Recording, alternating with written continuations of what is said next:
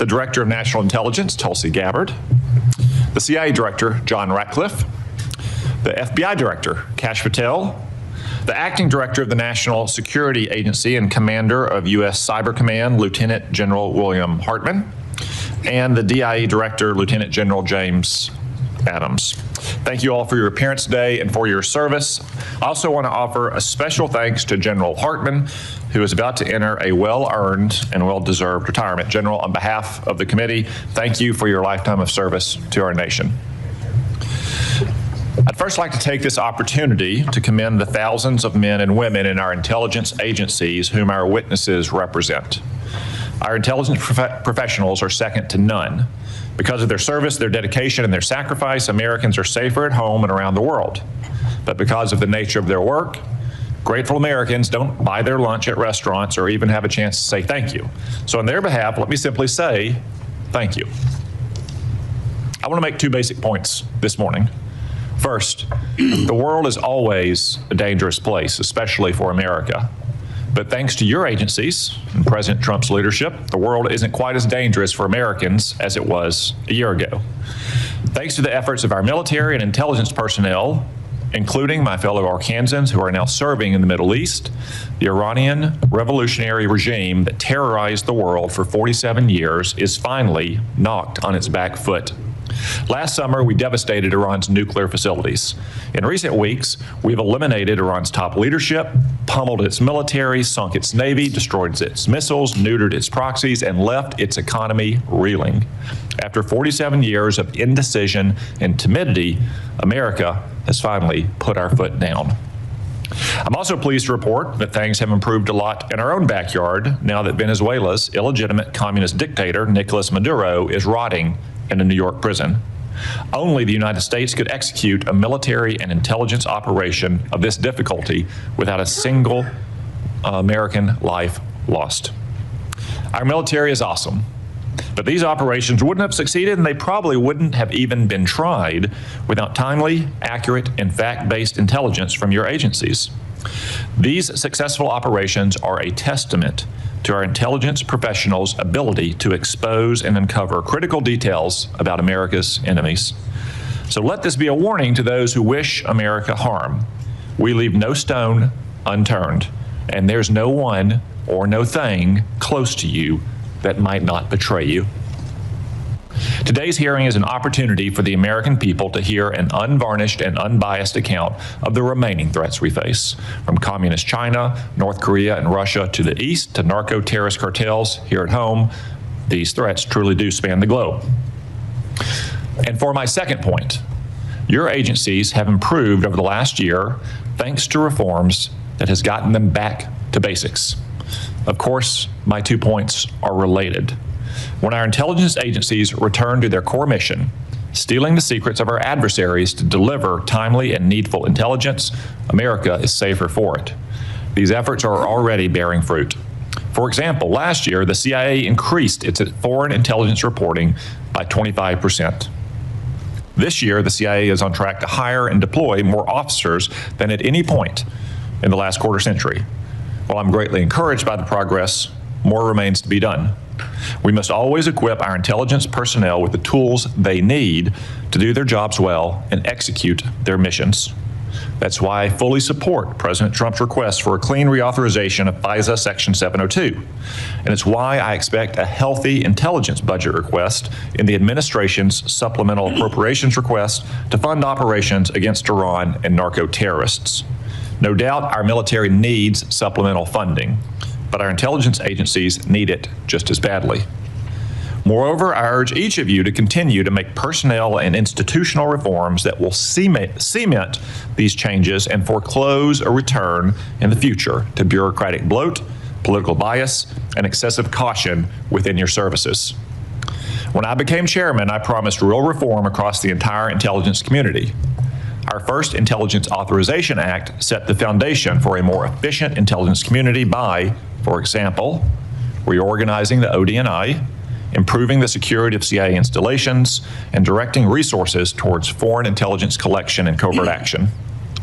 This year, I look forward to going further, namely by growing our cadre of collectors, making generational investments in core capabilities, providing new capabilities to defend our space assets, and further codifying reforms to guard against any future return of bloated and biased bureaucracy. I look forward to working with you towards these ends.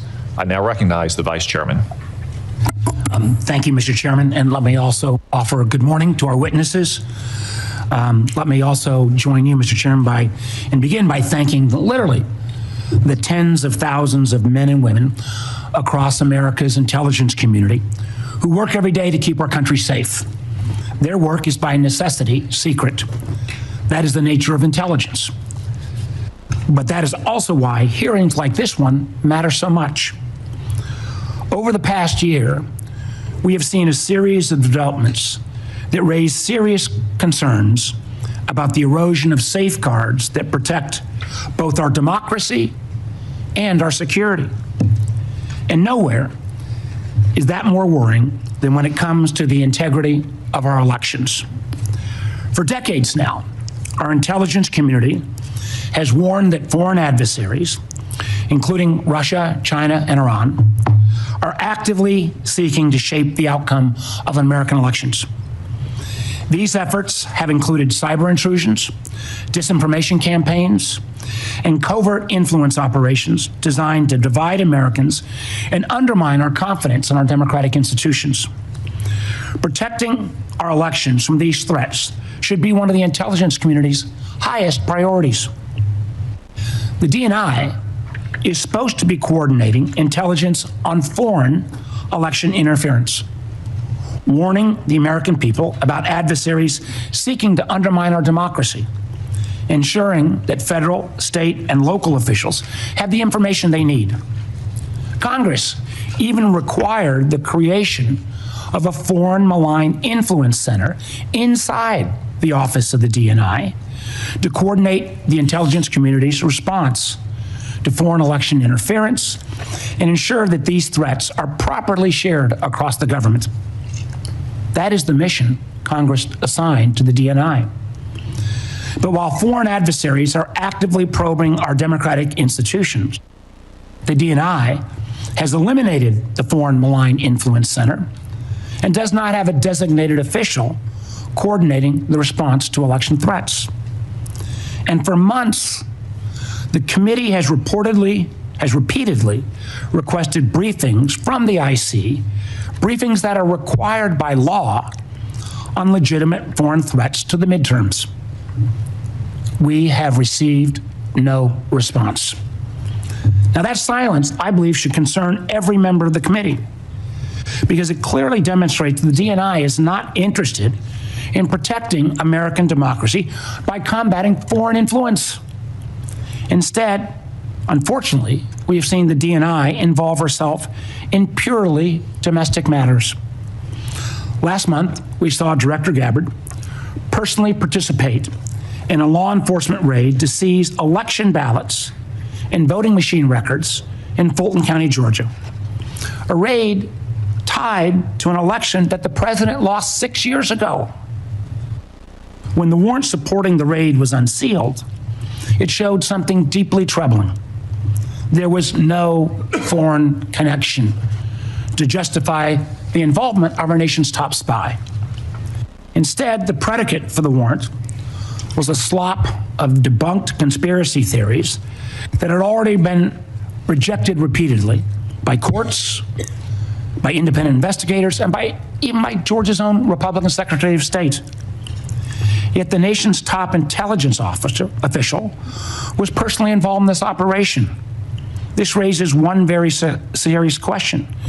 If the intelligence community is not being deployed to mobilize against foreign threats, why is it being deployed at all on a domestic issue? The DNI's appearance at this raid, as well as their involvement in seizing voting machines from Puerto Rico, suggests something that should also alarm every American. I believe an organized effort to misuse her national security powers to interfere in domestic politics and potentially provide a pretext for the president's unconstitutional efforts to seize control of the upcoming elections.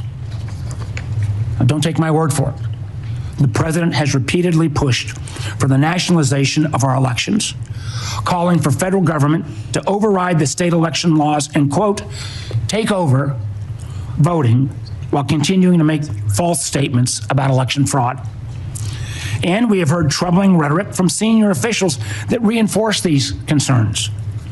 As former Homeland Security Secretary Kristi Noem said publicly, we've been, and this is a quote, we've been proactive trying to make sure we have the right people voting, electing the right leaders to lead this country. At the same time, the administration has brought into government individuals promoting conspiracy theories about our elections. The so-called White House Director of Election Security and Integrity, Kurt Olson, played a key role in efforts to overturn the results of the 2020 election. Now, Mr. Olson holds a position inside the federal government with the authority to refer criminal investigations and access our most sensitive security information, all supposedly doing his witch hunts around elections. As a matter of fact, according to the court filings, he helped trigger the FBI seizure of the ballots in Fulton County. So it's worth asking, why is someone whose career has been devoted to undermining the legitimate results of a democratic election now operating from inside the federal government with access to law enforcement and intelligence authorities? What exactly has he been empowered to do? As members of our committee know, this committee was created in the aftermath of the unconstitutional abuses exposed after Watergate. The guardrails have been built around our intelligence and law enforcement agencies over the past several decades exist for a reason. Without them, America begins to look more like adversaries emphasized in this year's annual threat assessment: China, Russia, Iran, North Korea, and less like a democracy. Confronting these very clear and present threats to American security requires experienced professionals in intelligence agencies that are focused squarely on their mission. Instead, over the past year, we've seen actions that only serve to weaken them. Politically motivated purges at the FBI has resulted in the exodus of hundreds of agents and the reassignments of hundreds more from key national security areas like counterintelligence, counterterrorism, and cyber, and where they've been redeployed to? Immigration enforcement. In one troubling case, agents working on a task force focused on threats from Iran, clearly something that's pretty damn important right now, were dismissed because they had previously participated in the investigation of the president's mishandling of classified information. Elsewhere, the Bureau's budget is being slashed. Last year, it cut over $500 million, with the largest decreases from cyber, counterterrorism, and counterespionage. And the remaining scarce resources are being squandered on things like a $60 million jet for the director's personal travel so he can go golfing in Scotland or partying with athletes in Milan. In fact, according to a whistleblower account, those flights became so frequent they even delayed the Bureau's response to major incidents like the Charlie Kirk assassination or the shooting at Brown University.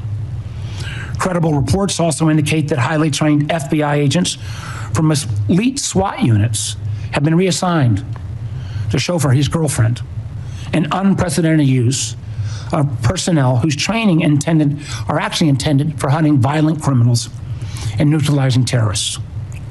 Unfortunately, this dysfunction has not been limited to the FBI.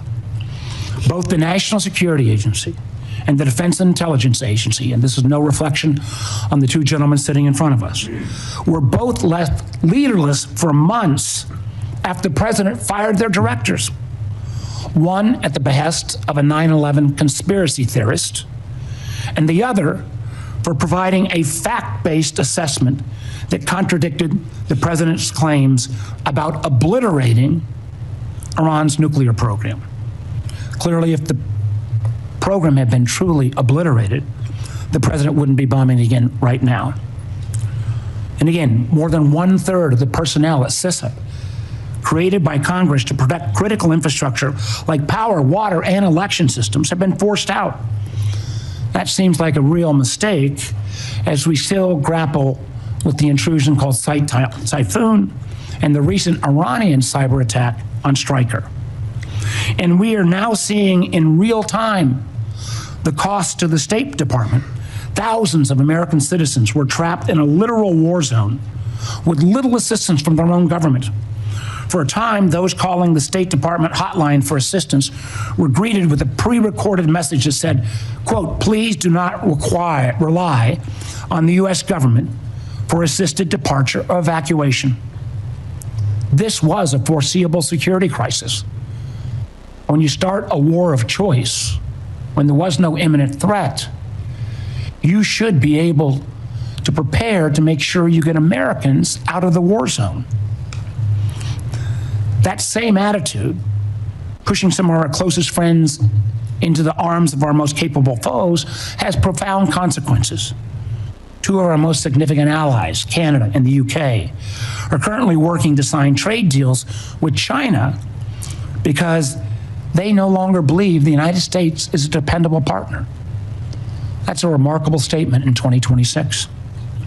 And in the president's war of choice with Iran, a war that has already killed 13 service members, cost Americans, taxpayers, billions of dollars, and scrambled supply chains from oil to fertilizer to aluminum, nobody answered the call when the president asked our allies to help reopen the Strait of Hormuz.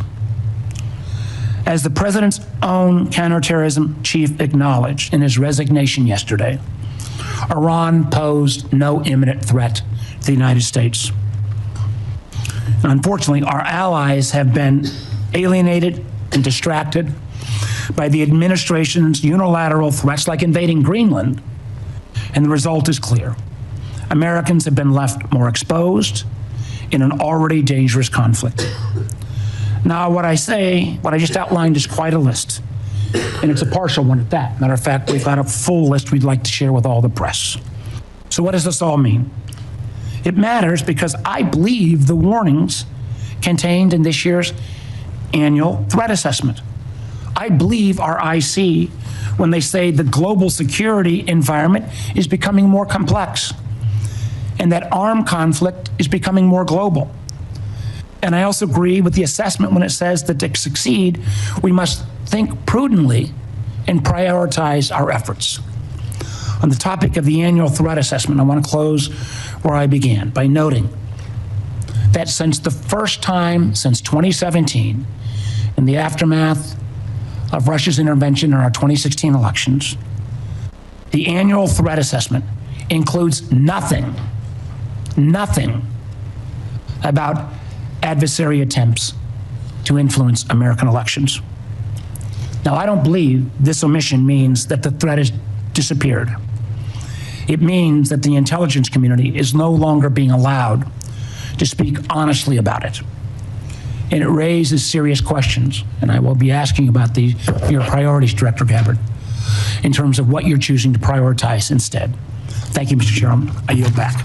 Before we go to the witnesses, now that we have a critical mass of members, I would simply like to remind members that we will handle questions as we did last year, seniority at the time of the gavel, and alternating between Democrats and Republicans. We'll have one round of questions, 7 minutes per round. I will not entertain questions after 7-minute time has expired. Furthermore, I expect to convene the closed session in our usual location promptly 30 minutes after the open session begins. Director Gabbard, the floor is yours. Thank you, Chairman Cotton, Vice Chair Warner, members of the committee, good morning. I'm here today to present the 2026 Annual Threat Assessment, joined by the directors of the CIA, FBI, DIA, and NSA. Before I continue, on behalf of the intelligence community, I want to extend our thanks to General Hartman for his 37 years of service in uniform and closing out his 37 years with tremendous leadership of the NSA. This briefing is being provided in accordance with ODNI statutory responsibility. I'd like to remind those who are watching what I am briefing here today conveys the intelligence community's assessment of the threats facing U.S. citizens, our homeland, and our interests, not my personal views or opinions. In this assessment, we're following the structure of priorities that were laid out in the President's national security strategy, starting with the threats to our homeland and then shifting to global risks. The defense of our homeland is of the utmost importance to the American people, and efforts by this administration have shown over the last year the results of bolstering homeland defense in the security of the American people. For example, the strict enforcement of U.S. policies at the U.S.-Mexico border and regionally have served as a deterrent, drastically reducing illegal immigration. Based on Customs and Border Patrol data, January 2026's monthly encounters are down 83.8% compared to January 2025. Encounters declined 79% compared to 2024.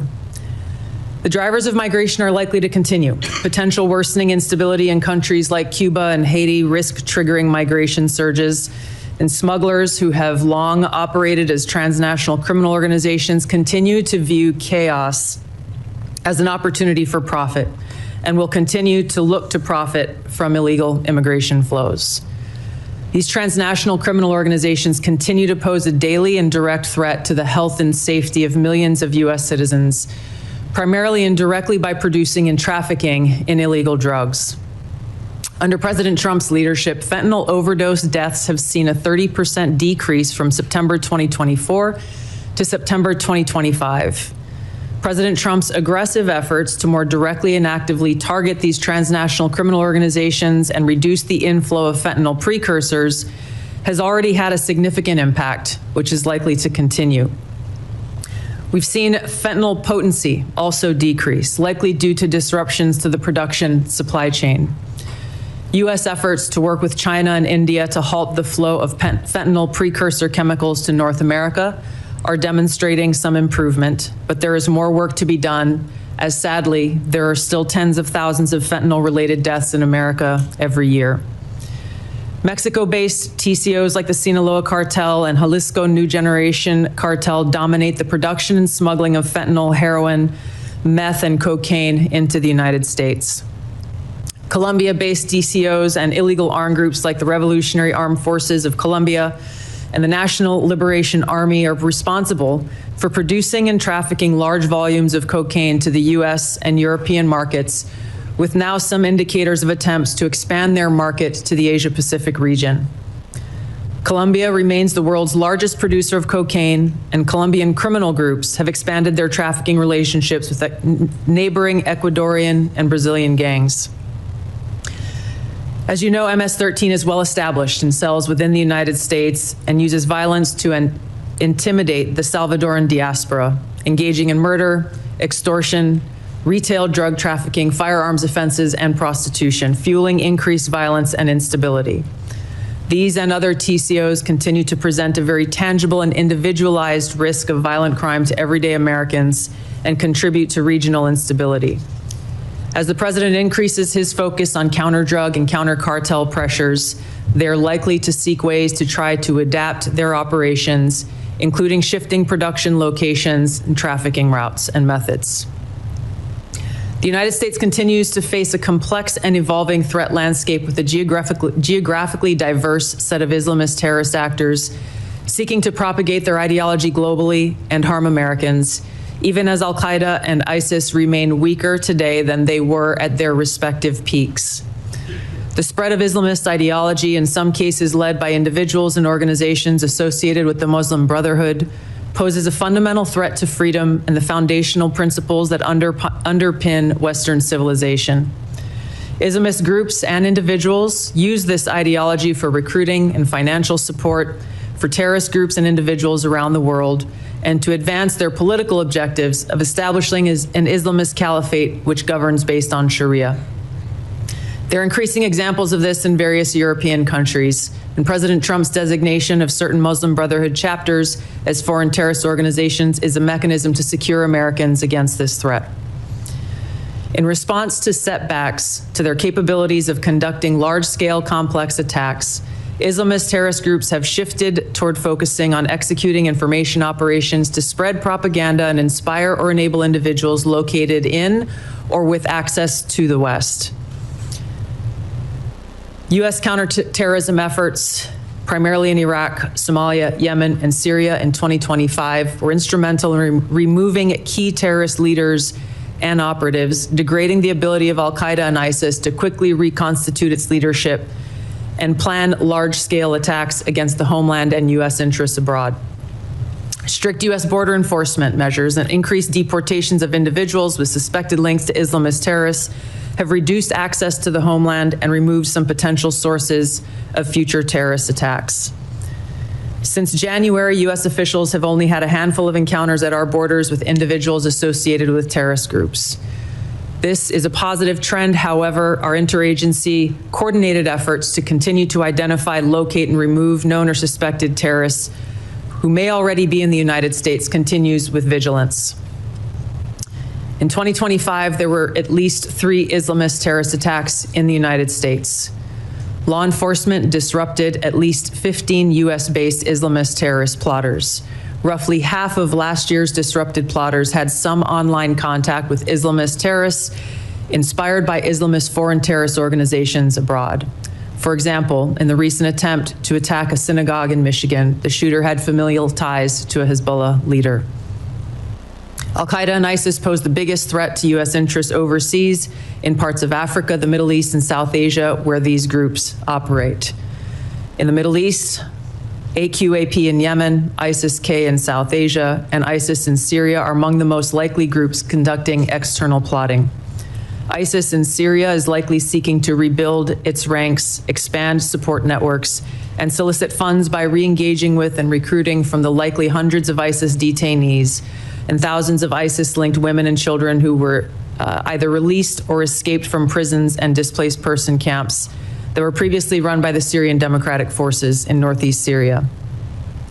Meanwhile, state actors present a risk broader in scope by seeking new capabilities in kinetic and cyber warfare. The United States' secure nuclear deterrent continues to ensure safety in the homeland against strategic threats. However, the intelligence community assesses that Russia, China, North Korea, Iran, and Pakistan have been researching and developing an array of novel, advanced, or traditional missile delivery systems with nuclear and conventional payloads that put our homeland within range. The IC assesses that threats to the homeland will expand collectively to more than 16,000 missiles by 2035, from the current assessed figure of more than 3,000 missiles. The IC assesses that China and Russia are developing advanced delivery systems meant to be capable of penetrating or bypassing U.S. missile defenses. North Korea's ICBMs can already reach U.S. soil, and the IC assesses that it is committed to expanding its nuclear arsenal. Pakistan's long-range ballistic missile development potentially could include ICBMs with a range capable of striking the homeland. The IC assesses that Iran has previously demonstrated space launch and other technology it could use to begin to develop a militarily viable ICBM before 2035, should Tehran attempt to pursue that capability. However, these assessments will clearly be updated as the full impact of Operation Epic Fury's devastating strikes on Iran's missile production facilities, stockpiles, and launch capabilities is determined. These nations collectively will likely seek to understand U.S. plans for advanced missile defense for the homeland, probably for the purpose of shaping their own missile development programs and assessing U.S. intentions regarding deterrence. Shifting to the cyber domain, the IC assesses that China, Russia, Iran, North Korea, and non-state ransomware groups will continue to seek to compromise U.S. government and private sector networks, as well as critical infrastructure, to collect intelligence, create options for future disruption, and for financial gain. The IC assesses that China and Russia present the most persistent and active threats and are continuing their R&D efforts. North Korea's cyber program is sophisticated and agile. In 2025 alone, North Korea's cryptocurrency heist probably stole $2 billion, which the IC assesses is helping to fund the regime and include further development of its strategic weapons programs. Financially or ideologically motivated non-state actors are becoming more bold, with ransomware groups shifting to faster, high-volume attacks that are harder to identify and mitigate. Innovation in the field of artificial intelligence will likely accelerate these threats in the cyber domain. The IC assesses that it will increasingly shape cyber operations, with both cyber operators and defenders using these tools to improve their speed and effectiveness. For example, in August of 2025, cyber actors used an AI tool to conduct a data extortion operation against international government, healthcare, and public health emergency service sectors, as well as religious institutions. Moving to the Arctic, the IC assesses that Russia, and to a lesser extent China, aim to strengthen their presence in the region through increased maritime trade, natural resource extraction, and military activity. Russia, which has the longest coastline in the Arctic, has long sought recognition of its polar great power status and is deploying more military forces and building new permanent infrastructure. China, though not an Arctic country, is engaged in more limited efforts in the region to advance its own strategic and economic interests. The IC assesses that China is the most capable competitor in the field of artificial intelligence. The IC assesses that AI capabilities are rapidly advancing and changing the threat landscape, as this is a defining technology that enables computers and machines to simulate human learning comprehension, problem solving, creativity, and autonomy. It will be critical to ensure that humans remain in control of how AI is used and of the machines that may threaten to autonomously violate the interests of the American people across all domains. AI adoption at scale across the spectrum of usage poses serious risks. AI has the potential to aid in weapons and systems design and has been used in recent conflicts to influence targeting and streamline decision-making, underscoring the risk and likely threats that could manifest on the battlefield. Early developers in quantum computers will give countries an extraordinary technological advantage over others to quickly process national security information and break current encryption methodology used to protect sensitive finance, healthcare, and government information. The global security landscape is volatile and complex, with armed conflict growing more common and posing potential threats against U.S. interests.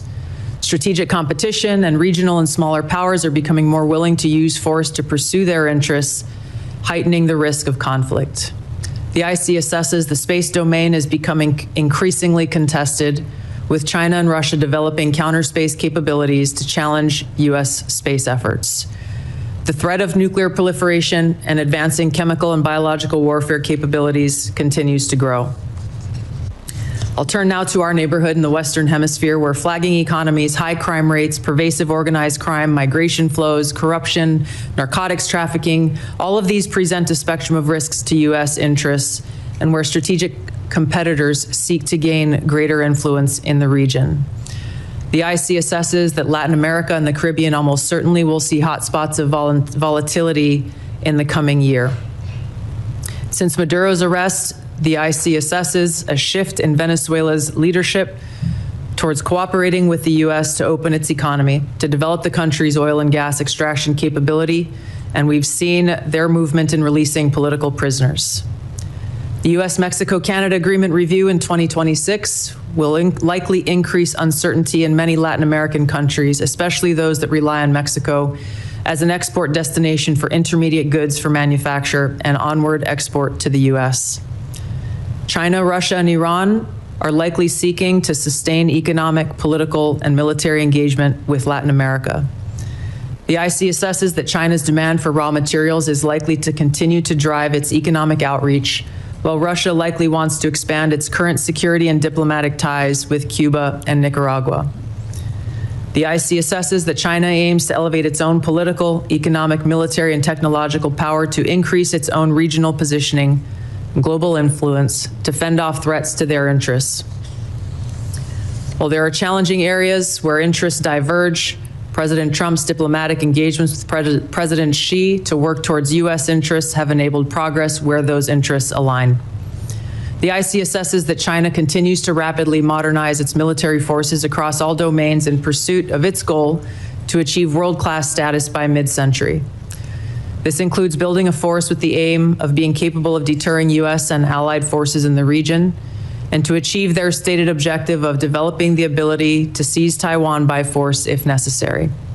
However, the IC assesses that China likely prefers to set the conditions for an eventual peaceful reunification with Taiwan short of conflict. The IC assesses that an increasingly confident North Korean regime remains a source of concern regionally and globally. Its weapons of mass destruction, its conventional military capabilities, illicit cyber activities, and demonstrated willingness to use asymmetric capabilities poses a threat to U.S. and its allies, particularly South Korea and Japan. North Korea's partnership with Russia is growing, and in 2025, Kim took steps to improve ties with China, still North Korea's most important trading partner and economic benefactor. The IC assesses that North Korea's support for Russia in the war against Ukraine has increased North Korea's capabilities as their forces have gained combat experience in 21st century warfare, along with equipment. In 2024, North Korea deployed more than 11,000 troops to Russia to support combat operations in Kursk. Pyongyang continues to develop and expand its strategic weapons programs, including missiles that can evade U.S. and regional missile defenses. It is continuing to work to increase its nuclear warhead stockpile and maintains biological and chemical weapons capabilities. Russia retains the capability to selectively challenge U.S. interests globally by military and non-military means. The IC assesses that the most dangerous threat posed by Russia to the U.S. is the potential of an escalatory spiral in an ongoing conflict such as Ukraine, or a new conflict that led to direct hostilities, including the potential deployment of nuclear weapons. The IC assesses that Putin continues to invest in Russia's defense industrial base, as well as novel capabilities that may pose a greater threat to the U.S. homeland and forces abroad than conventional weapons. Russia has advanced systems, hypersonic missiles, and undersea capabilities designed to negate the U.S. military advantage. Moscow also relies on other tools to exert pressure, using gray zone tactics to further its goals and compete below the level of armed conflict. Russia is also building an extensive counterspace capabilities to contest U.S. space dominance. Its development of a nuclear counterspace weapon poses the greatest single threat to the world's space architecture. During the past year, the IC assesses that Russia has maintained the upper hand in the war against Ukraine. U.S.-led negotiations between Moscow and Kiev are ongoing. Until such an agreement is met, Moscow is likely to continue fighting a slow war of attrition until they view their objectives have been achieved. In the Middle East, conflict and instability will shape security, political, and economic dynamics in a variety of ways. The IC assesses that Operation Epic Fury is advancing fundamental change in the region that began with Hamas's attack on Israel on October 7th, 2023, and continued with the 12-day war last year, resulting in weakening Iran and its proxies. The IC assesses the regime in Iran appears to be intact but largely degraded due to attacks on its leadership and military capabilities. Its conventional military power projection capabilities have largely been destroyed, leaving limited options. Iran's strategic position has been significantly degraded. The U.S.-led maximum pressure campaign and snapback of European sanctions added additional pressure to an already bleak Iranian economy, resulting in mass protests earlier this year that Tehran suppressed by killing thousands of protesters. Even if the regime remains intact, the IC assesses that internal tensions are likely to increase as Iran's economy worsens. Even so, Iran and its proxies continue to attack U.S. and allied interests in the Middle East. The IC assesses that if a hostile regime survives, it will likely seek to begin a years-long effort to rebuild its military, missiles, and UAV forces. Prior to Operation Epic Fury, the IC assesses Iran was trying to recover from the severe damage to its nuclear infrastructure sustained during the 12-day war and continued to refuse to comply with its nuclear obligations with the IAEA, refusing them access to key facilities. The IC assesses that China, Russia, and North Korea see the United States as a strategic competitor and potential adversary. Iran has long viewed the U.S. as an adversary and is engaged in active conflict with the U.S. as of today. These four countries, the IC assesses, are likely to continue their selective cooperation with each other, which could bolster their individual capabilities and threats to U.S. interests more broadly. However, currently these relationships are primarily bilateral on selective issues and depend on broader circumstances, divergent sovereign interests, and in some cases, concerns over directly confronting the United States. These factors, the IC assesses, are likely to constrain their relationships. Finally, conflicts on the continent of Africa are likely to persist through 2026 due to poor governance, economic demands, and external support. Tensions continue between Ethiopia and Eritrea, which could rapidly accelerate to conflict.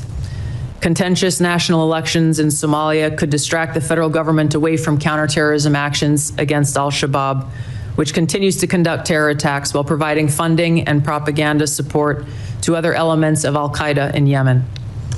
The civil war in Sudan continues, even as external negotiations occur. ISIS in West Africa and the Sahel have increased the intensity of their attacks against local security forces, expanding their areas of operation and moving closer to cities with the U.S. presence. The IC assesses that African governments will likely use their wealth in critical minerals to seek partnerships that deliver them meaningful benefit.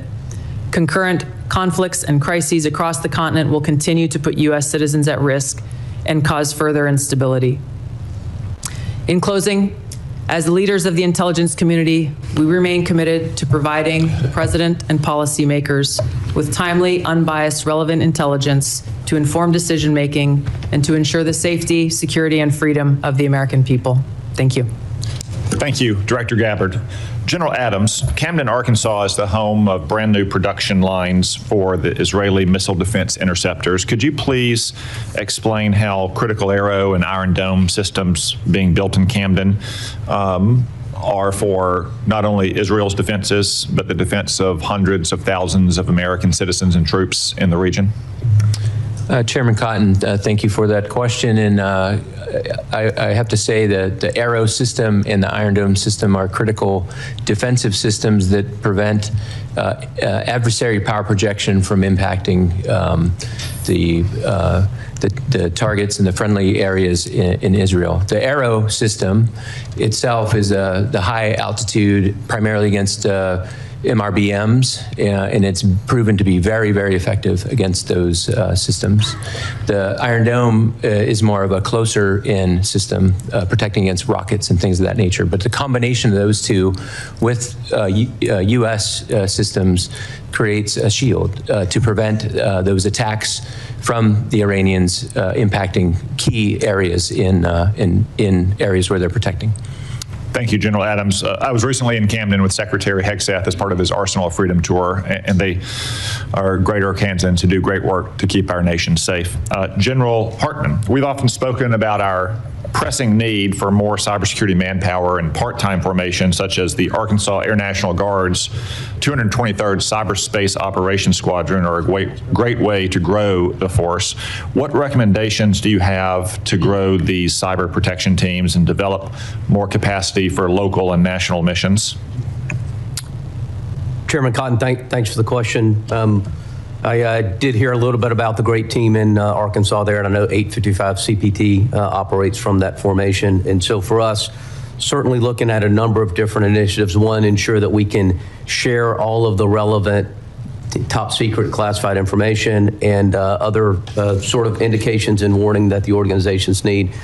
But I will tell you, I'm an advocate for an ability to establish some sort of joint reserve cyber organization, and so that at Cybercom we can ensure that those organizations have all of the advanced training that they need to ensure that those organizations have access to all of the intelligence that they need, and to ensure that we control some level of funding at both Cybercom and NSA that can be used to mobilize those personnel to handle the most difficult problems that we're faced with. And we have been working with Congress on some of that language and the department, and we appreciate it, sir. Thank you, General Hartman. As I said in my opening, we only have this one public hearing a year, even though the committee hears from each of you several times throughout the year in classified settings. So we don't often have a chance to tell the American people what great work their intelligence professionals are doing for them. So Director Ratcliffe, could you take the opportunity to maybe join in the excellent briefings that Secretary Hegseth and General Kane have provided on a regular basis over the last couple months on the military aspects of both the Maduro raid and Operation Epic Fury to explain the CIA's contributions to those operations. Thank you, Senator. You know, last year when I was here in my confirmation, I promised you all, and you had all asked for, a more aggressive CIA, one that was focused on core mission, getting back to the business of stealing secrets, to be able to provide our policymakers with a decisive strategic advantage that would allow and advance and contribute to foreign policy and national security successes. To the credit of the CIA workforce, the CIA has delivered. Some of those successes have been very public. As you mentioned, Senator, Operation Midnight Hammer, Operation Absolute Resolve, flawless military operations like that are hostage to a flawless intelligence picture, and the CIA, as you know from classified briefings, contributed in myriad ways to the success of that. But what I would say to you is those successes are just emblematic of the phenomenal progress and success really by every measure, every metric, every standard across every national security space with regard to the work of the CIA. Senator, you mentioned some of it in your opening. The increase of our asset stable and our human sources up by 25%, our FI collection across the board, our foreign intelligence collection up by 25% overall, and in important categories like China, for instance, up 100%. In areas like tech and AI, up 45%. On the counter-narcotics front, our operations up by 70%. And with regard to counterterrorism, those are classified numbers that I'll share with you in the classified portion of this hearing, but they're off the charts good. The best way I can summarize it, Senator, is I had a 32-year veteran of the agency retire this year, and he said to me, I hate to go. I don't know if this is the best year that the CIA's ever had, but it's the best year I can ever remember. And I think that reflects the current morale of the CIA. It's a workforce that knows it's doing a great job. It knows that it's being allowed to do what they signed up to do, which is provide that decisive strategic advantage to our country for great successes that everyone can see. So I thank you for the opportunity to let me recognize the CIA workforce. Thank you. Director Ratcliffe, I want to address one specific threat from Iran, the threat of an intercontinental missile, which is really just the combination of two technologies, one thrust to get something into space and a reentry vehicle to get it back to Earth. Iran has always had a space launch program, which is flimsy cover for the first part of that intercontinental missile program. I haven't seen any Iranian astronauts in space lately. And second, they have medium-range ballistic missiles, which already have a reentry vehicle. So if you crudely married those two technologies together, I've heard some analysts say that Iran could have had a functioning intercontinental missile to threaten the United States in as few as 6 months. Would you agree with that assessment? Well, you're right to be concerned about Iran's development of longer-range ballistic missiles, Senator. If Iran were allowed to develop at the IRBM ranges, which is 3,000 kilometers, it would threaten most of Europe. And yes, as you mentioned, we know that Iran is gaining experience in these larger, more powerful booster technologies through its so-called space launch vehicle program. If left unimpeded, yes, Senator, they would have the ability to range missiles to the continental U.S. It's one of the reasons why degrading Iran's missile production capabilities that is taking place right now in Operation Epic Fury is so important to our national security. Thank you. Vice Chairman. Thank you, Mr. Chairman. Director Gabbard, the whole country knows that you were recently involved in an FBI operation to seize ballots in Fulton County, Georgia. Yet this was despite the fact that the warrant showed no foreign interference or nexus. Matter of fact, the warrant was based entirely on conspiracy theories that have already been examined and rejected repeatedly. Now, where is the authority for you to involve yourself in a domestic law enforcement activity? Thank you, Vice Chairman. I appreciate the question. As you know, I've addressed every issue you've raised in detail in a letter, but I'm grateful for the opportunity to do it in this forum. As you stated, Congress provided by statute, ODNI, with the responsibility of election security and counterintelligence in 2021. As you also know, ODNI has purview and oversight. I know the history very well, but could you just I am addressing the question. ODNI also has purview and overview over two domestic-related agencies, the Department of Homeland Security and the FBI, both of which have purview over election security responsibilities to ensure the integrity of our elections. I want to correct one of your statements that you've made multiple times, which is false. I did not participate in a law enforcement activity, nor would I, because that does not exist within my authorities.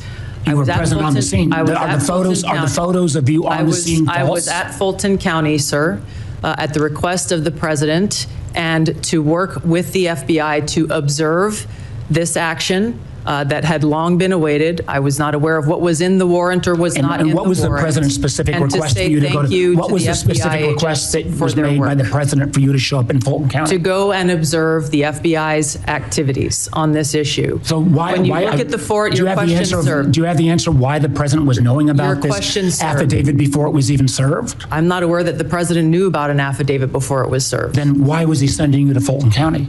This occurred the day that the FBI had it approved, their warrant approved by a local judge, and they began to execute this. To address your question, sir, about the foreign nexus question, in order for us to better understand the vulnerabilities in our election systems that may exist today as we look to 2026, and yes, we are very focused on trying to make sure that this election is one that the American people have faith. Director Gabbard, I've got a number of questions. Director Gabbard, I have a number of questions. Let me ask my next question, please. You have not provided any of the required reports or briefings to this committee on foreign interference. This is the first threat assessment since 2017 that didn't even mention foreign interference. Last year, when you were in already confirmed, it mentioned it at high level. Are you saying there is no foreign threat to our elections in the midterms this year? As I stated in the outset of my remarks, this year's annual threat assessment matches the prioritization of threats and Please answer the question, yes or no. Is there foreign threat interference to our elections this year? Laid out. Are there foreign? Please allow me to answer the question, sir. The intelligence community has been and continues to remain focused on any collection and intelligence products that show a potential foreign threat for those who are so far there has been none then, because you've made no reports. Excuse me, ma'am. If you want to ask the questions, you should have stayed in Congress. Please answer the question. I didn't ask you a question, sir. I'm trying to answer your questions. So you're saying the failure to provide any reports or the failure to have any mention of a foreign threat assessment, I would draw the conclusion there must be no foreign threat to our elections in 26. So that brings me a question that I have for both you, ma'am, and Director Patel. There are reports that in 2020, the president was preparing an executive order to potentially seize ballots or bring in federal forces. There is a published report that there is a similar EO being drafted right now about 2026, citing China. Director Patel, do you have any knowledge of that draft EO? Thank you, Vice Chairman. I do not, sir. Director Gabbard, do you have any? I do not. Thank you. Let me move to Iran. Now, I understand, and I appreciated Director Gabbard, your comments yesterday about agreeing that the president has sole authority, I guess, in his bones to declare whether something is an imminent threat. I didn't agree with your friend, Mr. Kent, but I didn't, again, I agreed with him yesterday on the fact that there was no imminent threat. I guess what I'm concerned about, one thing is, even in your printed testimony today on page 6, and your last paragraph on page 6, as a result of Operation Midnight Hammer, Iran's nuclear enrichment program was obliterated. There's been no efforts to try to rebuild their enrichment capability. You omitted that paragraph from your oral opening. Was that because the president had said there was an imminent threat 2 weeks. No, sir, I recognize that the time was running long, and I skipped through some of the portions You chose of to take of my oral delivered remarks. You chose sir. to omit the parts that contradict the president. The president continues to say as well that he had no idea, was shocked that the Iranians had moved to take over the Strait of Hormuz. Did you provide any intelligence that would say that it would be that it was not likely that the Iranians would try to move on the strait? I'm not aware of those remarks, and I think those of us here at the table can point to the fact that historically the Iranians have always threatened to leverage their control of Why would the president say he was amazed? I'm not aware of those remarks. What about the comments the president made that thought that he was surprised again, reports that Iran struck the adjacent Gulf states? Again, I'm not aware of those remarks. We have been let me and ask you this. continue to provide Did you brief the president? Did you brief the president? Decisions. Did you brief the president if he starts a war of choice, that the likely result would be that Iran would strike adjacent Gulf nations and close the Strait of Hormuz? Did you brief him on those two facts that I think have been consistently the assumptions of the intelligence community? I have not and won't divulge internal conversations. I will say that those of us within the intelligence community continue to provide the president with all of the best objective intelligence available to inform his decisions. Senator Collins. Thank you, Mr. Chairman. Director Gabbard, you just testified that ISIS and Al-Qaeda are significantly weaker. And reflecting that view, you have devoted declining budgets, personnel, and emphasis on countering terrorism. Yet, the fact is that ISIS is growing and operating in Somalia, Afghanistan, Syria, Pakistan, and Iraq. Al-Qaeda is surging in Afghanistan, the Arabian Peninsula, and throughout Central Africa. The Houthis in Yemen and the rest of the Iranian proxies remain a serious threat. Focusing, as you have done, on great power competitors seems to have diverted resources from the fight against terrorism, a fight that's very much still going on.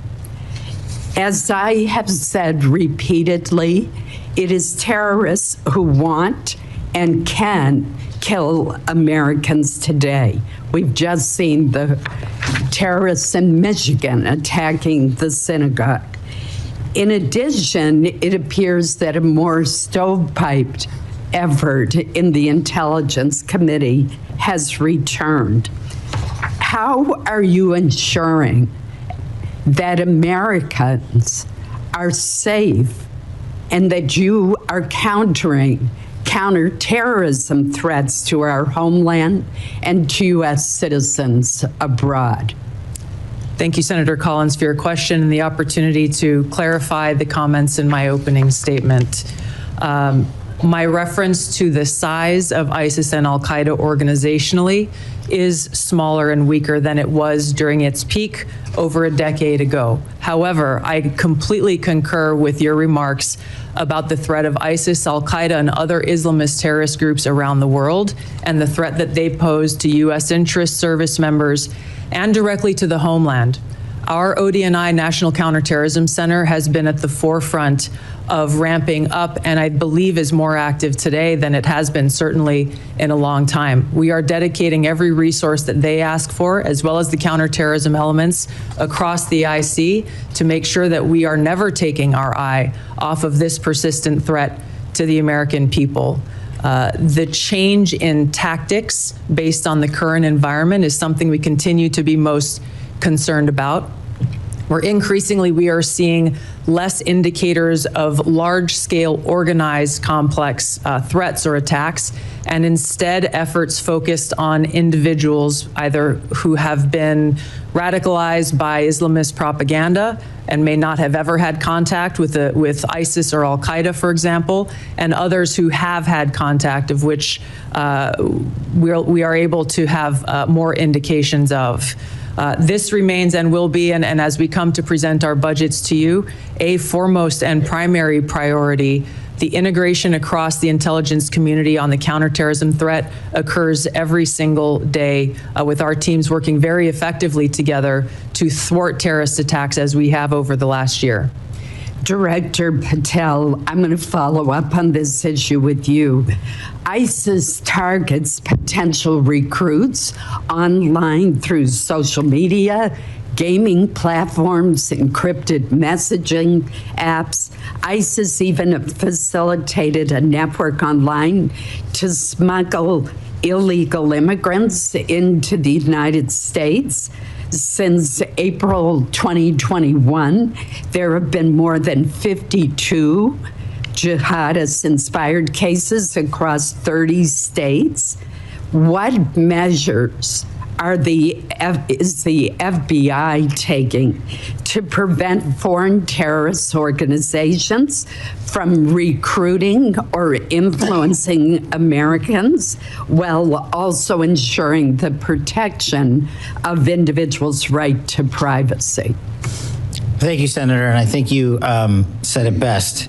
They have transferred their capabilities in terms of personal recruitments to online recruitments, which makes any terrorist organization, including ISIS, all the more powerful. What we have done is extended and expanded resources to environments like the Threat Screening Center, which allows us to collect biometric capabilities from all over the world. We've had a double-digit increase in that and a double-digit increase in intelligence production.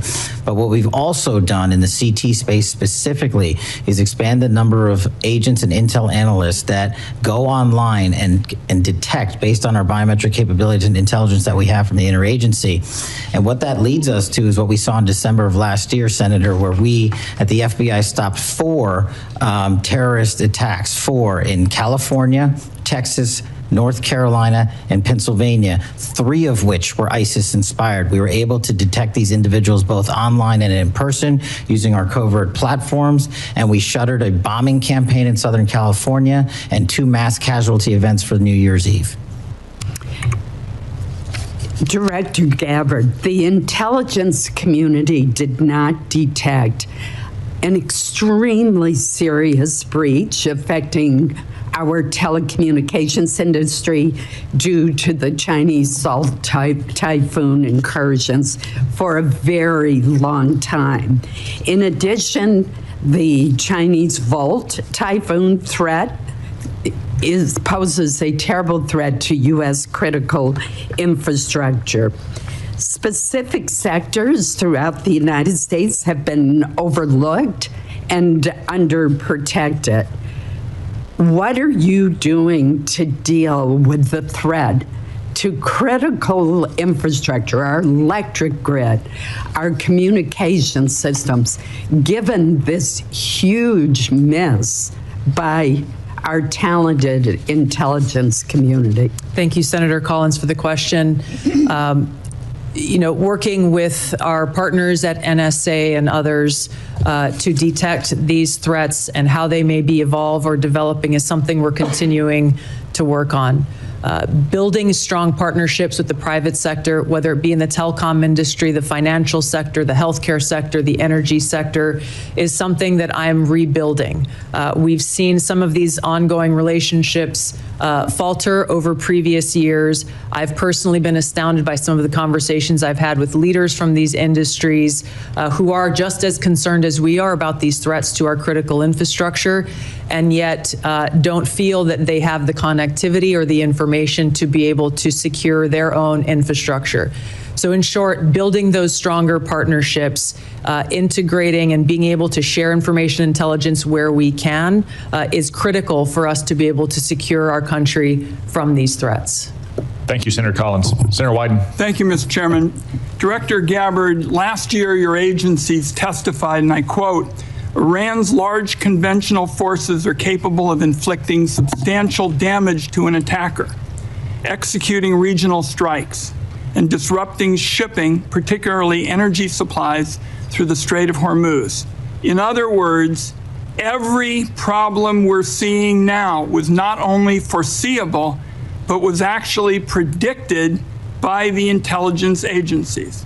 So, Director, in the lead up to the start of this war 3 weeks ago, did the intelligence agencies stick to their assessment that in response to an attack, the Iranians had the capability to shut down the Strait of Hormuz? Thank you, Senator Wyden. The intelligence community has continued to provide the president and his team with the intelligence related to this operation in Iran before and on an ongoing basis. So right now, we're in a global energy crisis. We're paying more for gas. The economy is in danger. And it seems to me, and I heard you discuss this with Senator Warner too, that there's a lot of hedging going on with respect to entirely foreseen consequences of the war. And that strikes me, Madam Director, as what amounts to a historic mistake. Now, my second question is, did the intelligence agencies assess that the Iranians could respond to a regime change attack from us by attacking U.S. forces and other Americans in the region? The IC assessment has always taken very seriously the threat of the Iranian regime's missile capabilities and how our American troops within the region may be put at risk. Again, you know, it seems to me with Americans dying in the war, it's hard to see how you can sit here and say that the intelligence agencies couldn't provide a clear warning that if attacked, the Iranians would respond by attacking our people. Now, on Monday, Madam Director, Donald Trump was asked about Iranian strikes on the Gulf states. He said, and I quote, nobody, no, the greatest experts, nobody thought they were going to hit the Gulf states. You all are supposed to be the greatest experts. That's what we have you there for.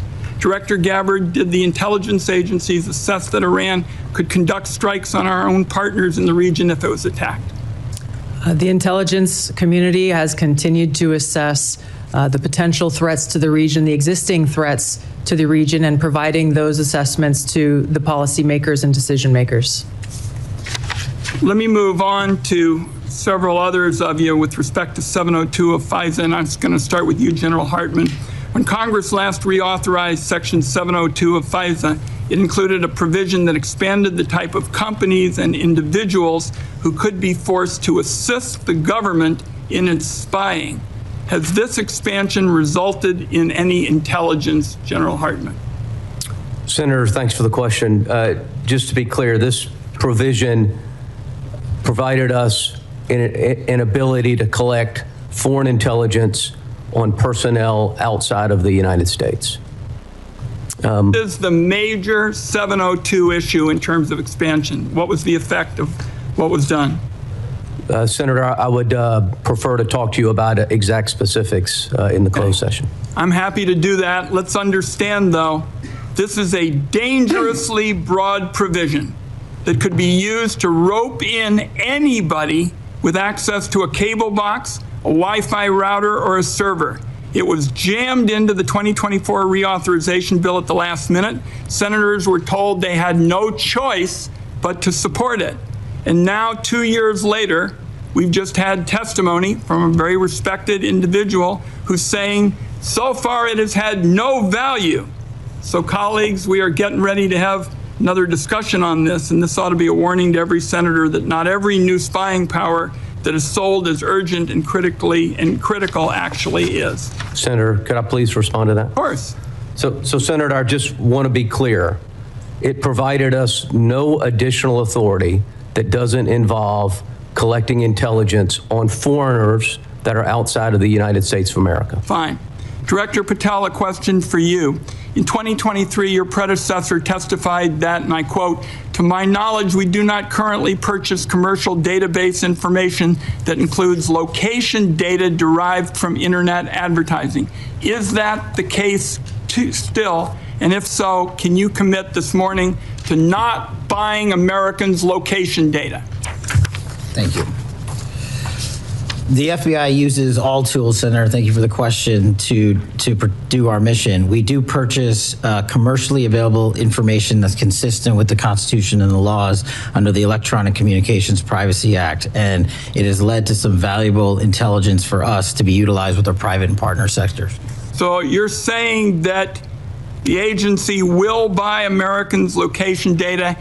I believe that that's what you've said in kind of intelligence lingo, and I just want to say, as we start this debate, doing that without a warrant is an outrageous end run around the Fourth Amendment. It's particularly dangerous given the use of artificial intelligence to comb through massive amounts of private information. This is Exhibit A for why Congress needs to pass our bipartisan, bicameral bill, the Government Surveillance Reform Act. I have time, I believe, for one more question. Director Patel, you 3 weeks ago indicated you were dissatisfied about having your phone records subpoenaed. Do you think the government ought to get a court order to collect phone records? Senator, in my experience, the government does get court orders to obtain phone records. One last question. General Adams, for you, in 2021, your agency confirmed that it had purchased and searched domestic location data. It is still your agency's position that you can buy Americans' location data without a warrant? And if so, are you still doing it? Senator, thanks for the question. With regards to commercially available information and publicly available information, the purchases that my agency makes is in alignment with the Constitution and protects U.S. persons' information. But you're buying location data, correct? I mean, we've now had that referred to twice, and I don't think there's any question that you're doing it. All of the purchasing of commercially available information by the agency is passed through legal channels and is in complete compliance with laws. Thank you, Mr. Chairman. General Hartman, I want to give you a chance to answer more specifically what Senator Wyden said. You did answer it indirectly.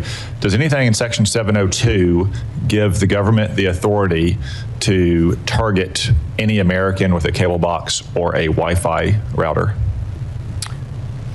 Chairman, nothing in 702 gives us the authority to target an American with a cable router or a Wi-Fi device. Thank you. And I would observe about commercially available data that the keywords are commercially available.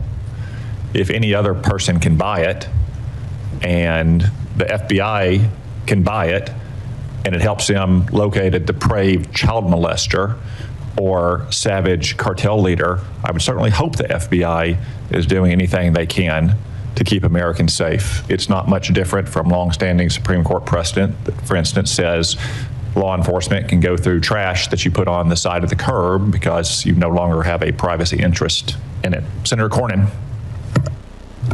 Thank you all for your service to our country and the people you represent. We are in debt to all of you. I want to ask you, Director Ratcliffe, yesterday, the head of the National Counterterrorism Center resigned, saying that Iran did not represent an imminent threat to the United States. Is there anything to indicate that Iran had ceased in its nuclear ambitions or in its desire to continue to build ballistic missiles capable of threatening American troops and allies in the Middle East? Senator, no. In fact, the intelligence reflects the contrary. So you disagree with Mr. Kent? I do. I would think any fair-minded assessment of the situation, even based on open sources, would reflect the danger the regime poses to the United States. Isn't it true they've basically been at war with the West since 1979 during the Iranian Revolution and have American blood on their hands? That's absolutely correct. I think Iran has been a constant threat to the United States for an extended period of time and posed an immediate threat at this time. The threat assessment says that al-Qaeda and ISIS maintain the intent to launch operations targeting the U.S., but it's most likely to occur through U.S.-based lone offenders. I want to ask you, Director Patel, it seems like there's been a raft of incidents recently. On March the 1st in Austin, Texas, where I live, a lone gunman wearing a sweatshirt saying "Property of Allah," and who the T-shirt he wore underneath had an Iranian flag, killed 3 innocent people and injured 12 more. And then we know in Virginia, the Old Dominion shooting, somebody who unbelievably was sentenced to 11 years in federal prison for attempting to support ISIS, but then was released only to commit another terrorist attack. We all are familiar with what's happened in Michigan, in New York, and I applaud the important role that the FBI has played in stopping some terrorist attacks, but obviously the FBI can't be everywhere all the time. Would you please talk about your cooperation and collaboration with Homeland Security investigations in countering terrorist attacks against the United States? Thank you, Senator. Absolutely. It is essential that the FBI cooperates with the entire interagency. But as to your question about DHS specifically, what we have stood up around the country are 59 Homeland Security task forces in 59 separate locations. These are joint terrorism task forces? Essentially, the JTTF model was expanded. So the FBI owns 56 joint terrorism task forces in each of our field offices. On top of that, we have 59 HSTFs, which are co-led by the FBI and DHS. And what that allows us to do is things like we did down in New Orleans just over the holiday period, where we surged for a 6-week period of time, and where we dropped the murder rate by double-digit points, and also is the first time that Mardi Gras in its entire history had not one homicide. So when you bring the powers of the Homeland Security folks, DHS, and the FBI together, this is the purpose of it, to get after not just the terrorism threat, but the violence and the criminal activity in our cities. And that's why we're in 59 cities across the country, and it's working in places like Memphis and every other city we have it. Are you aware of the fact that Homeland Security investigation is a major directorate within Immigration and Customs Enforcement? Yes, sir. Yes, sir. And are you aware that Senate Democrats have uniformly voted not to fund the Department of Homeland Security, including Homeland Security investigations, TSA, FEMA, and other functions of the Department of Homeland Security? Senator, I'm aware that employees of DHS are 1 month without pay. They're not being paid, right? Yes, sir. And we were all seeing what's happening at airports, where people are having to wait hours at a time because of the fact that these TSA agents are overburdened. But what I wanted to focus on with you is the refusal to fund the functions of the Department of Homeland Security, including Homeland Security investigations, making Americans less safe? Absolutely.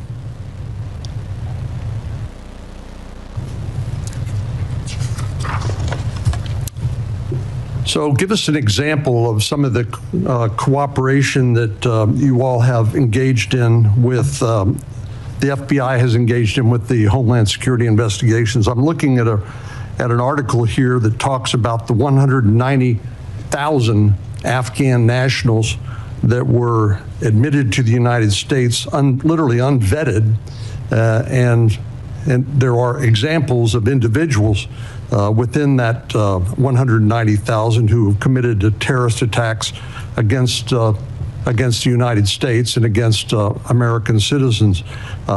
Is that the sort of thing that you are investigating with HSI?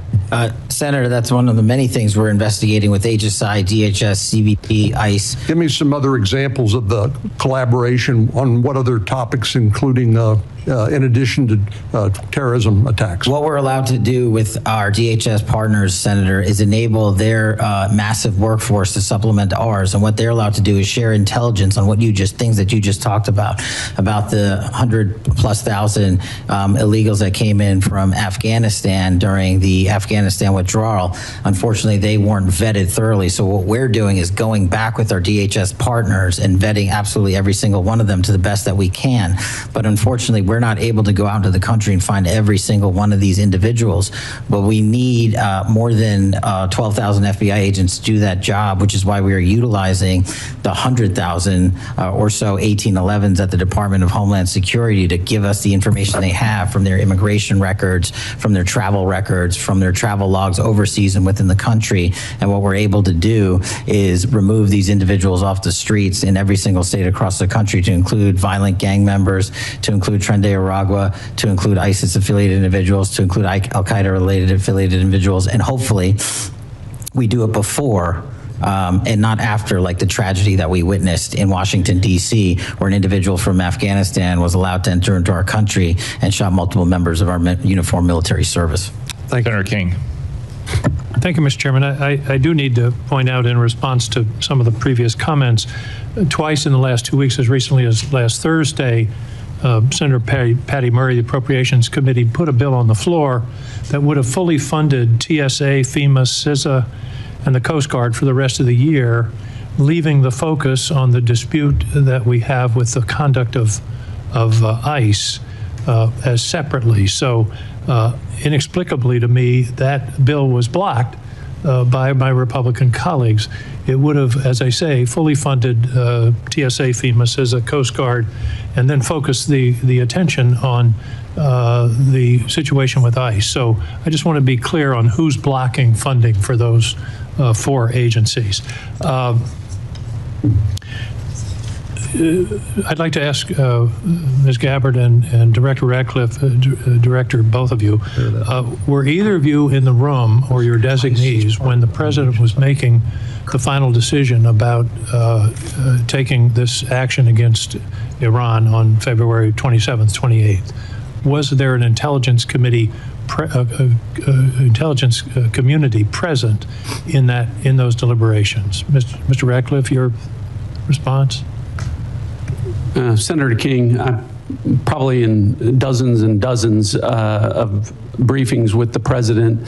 I don't know if there was a single meeting where there was a single time where a decision was made. Were those dozens of meetings right during the lead up to this war? I know you've met many times, but I'm talking about it in the 2 weeks or so before the decision to go into Iran was made. Again, countless meetings with the President. During that period? During that period. Director Gabbard, were you present in those discussions? Likewise, yes. The reason I'm asking the question is there seems to be a discrepancy between what the Intelligence Committee community has reported over the years and what the President has said in terms of this action. For example, Senator Wyden read the report from a year ago that strikes against neighboring states and action to close the Strait of Hormuz was predicted by the intelligence community, and yet the President says nobody knew. And my question is, did you tell him? Anybody want to answer that question? Senator, I'll answer the question. So with regard to briefings, the President gets briefings constantly about intelligence. Now, the comments that you talked about, I had not heard, but what I can tell you is that Iran had specific plans to hit U.S. interests in energy sites across the region, and that's why the Department of War and the Department of State took measures for force protection and personnel protection in advance of Operation Epic Fury. I think that's what's most important. Any predictions to the President about the Strait of Hormuz? All you got to do is look at a map and you'll see that the vulnerability of the Strait of Hormuz. Was that part of the briefing, Director Gabbard?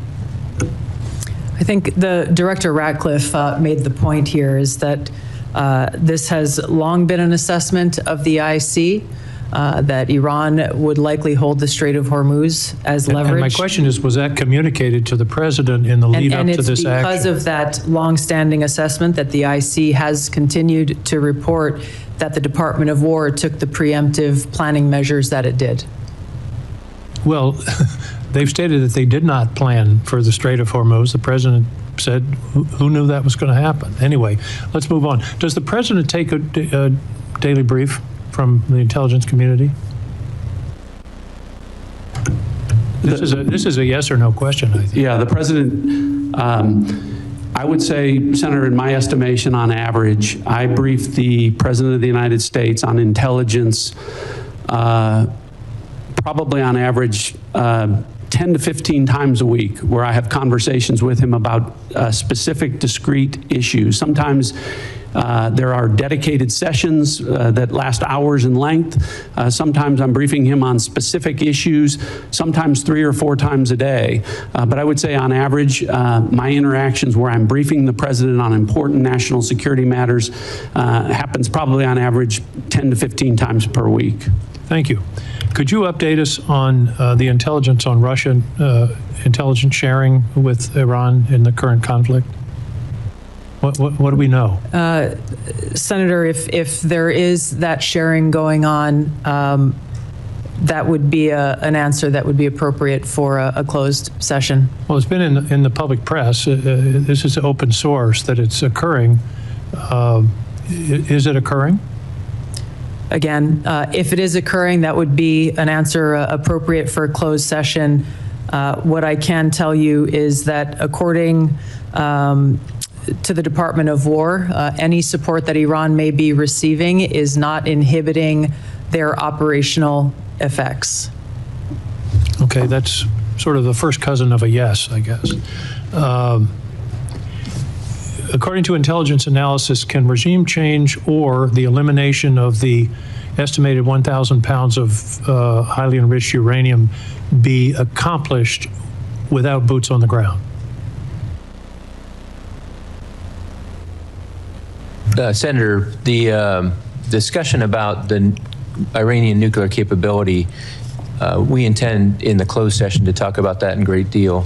With regards to revealing any information about the ability to do that, I would have to defer that to a closed session. Okay, I'll see you in an hour. Finally, there was very little, if anything, in the report, in the assessment about climate change, and that's been in past reports. There is a lot of discussion about migration. The estimates are that climate migrants, because of the changes in the climate and the atmosphere, and particularly in the center equatorial area of the Earth, will range from 200 million to 1 billion people by 2050.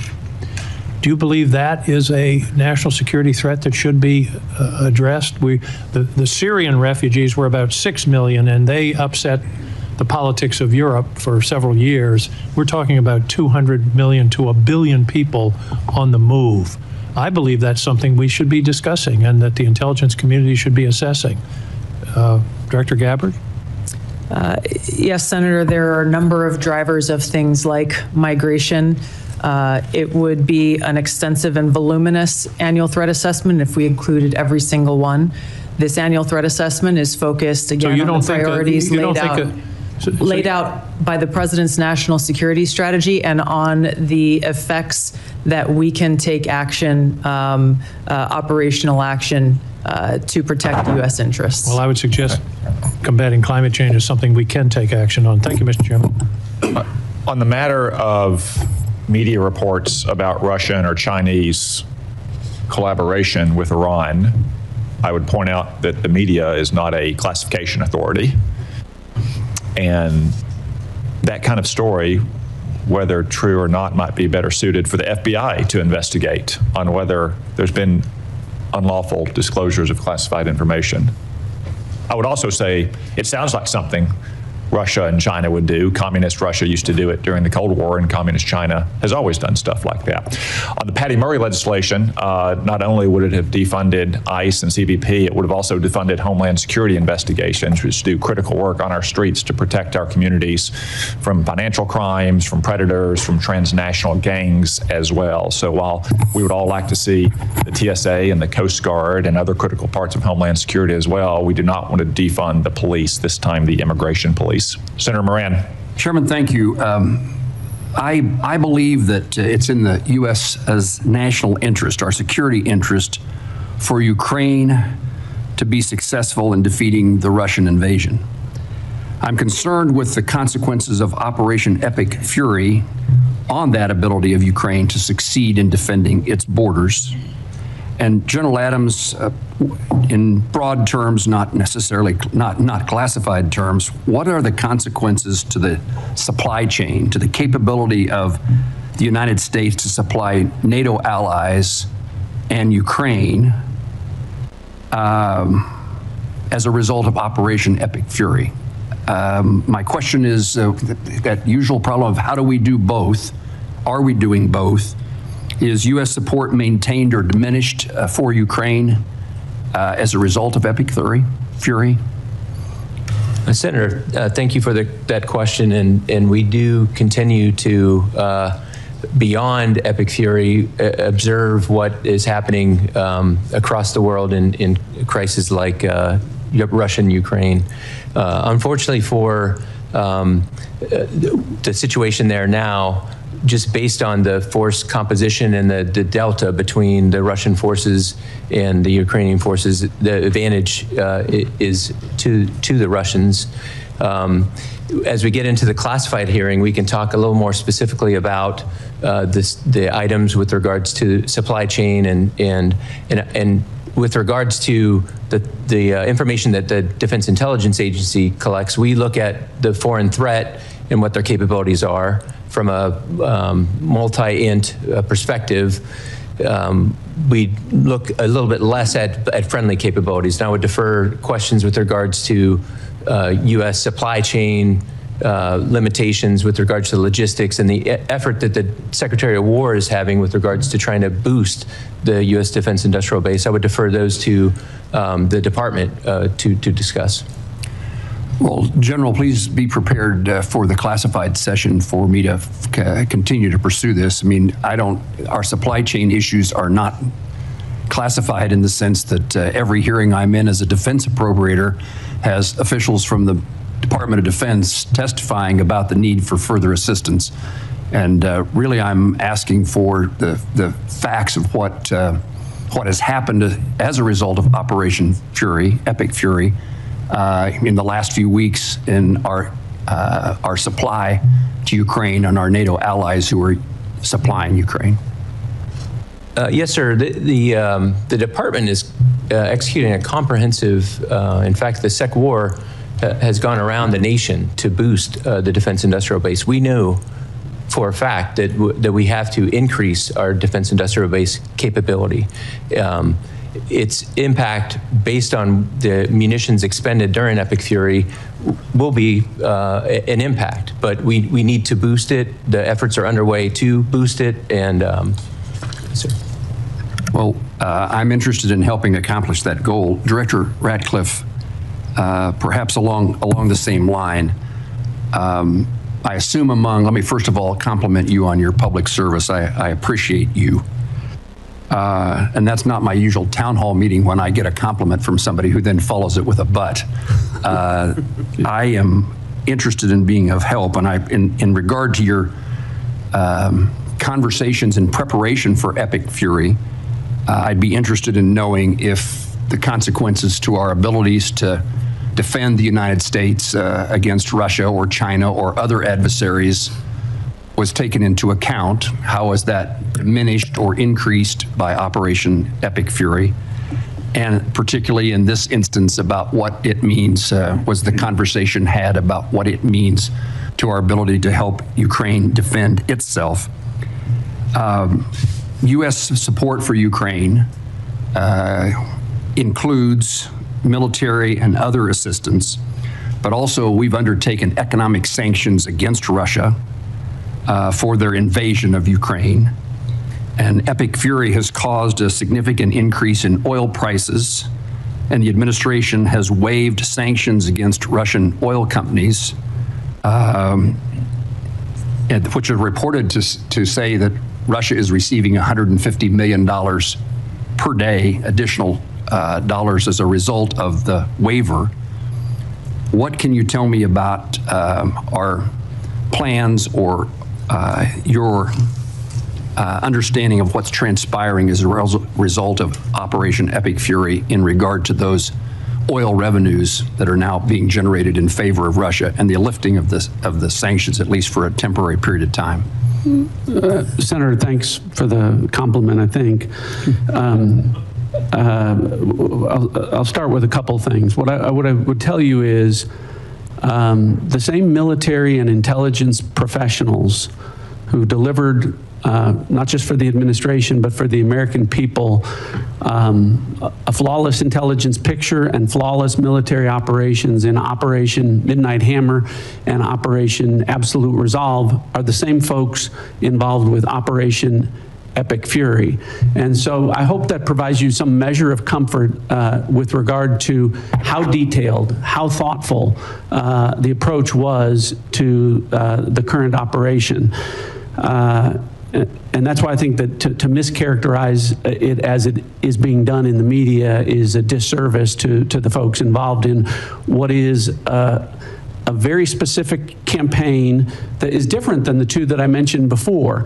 It's why the president came out and said, this isn't over in a matter of hours, this is a 4 to 6 week campaign, and that it would come at some cost, because the goal of the president and the administration is to address a 47-year problem, the most destabilizing force in the Middle East for the last 47 years, one that has frankly been watered, fed, and nurtured by policies of prior administrations that has allowed them to become the threat that they have. So I say all of that sort of in context to understanding that we have to address that, but at the same time, to your point on what's going on with regard to Russia and Ukraine, and you mentioned the oil issue. Sometimes policymakers have to take steps that, while they may benefit adversaries like Russia or China, do so because they also think it will benefit U.S. citizens, in this case with respect to keeping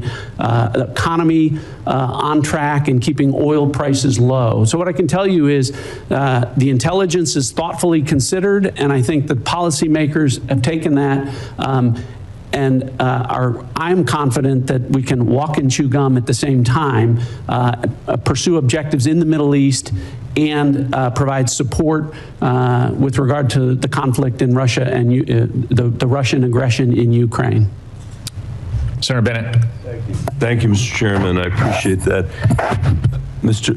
Director Ratcliffe, you just described the specific campaign that the president is engaged in, the country's engaged in with respect to Iran.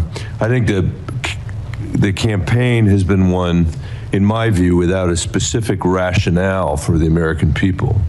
19 days into President Trump's unauthorized war with Iran, and by which I mean there has been no congressional approval, at least 13 American service members are dead and many others are injured.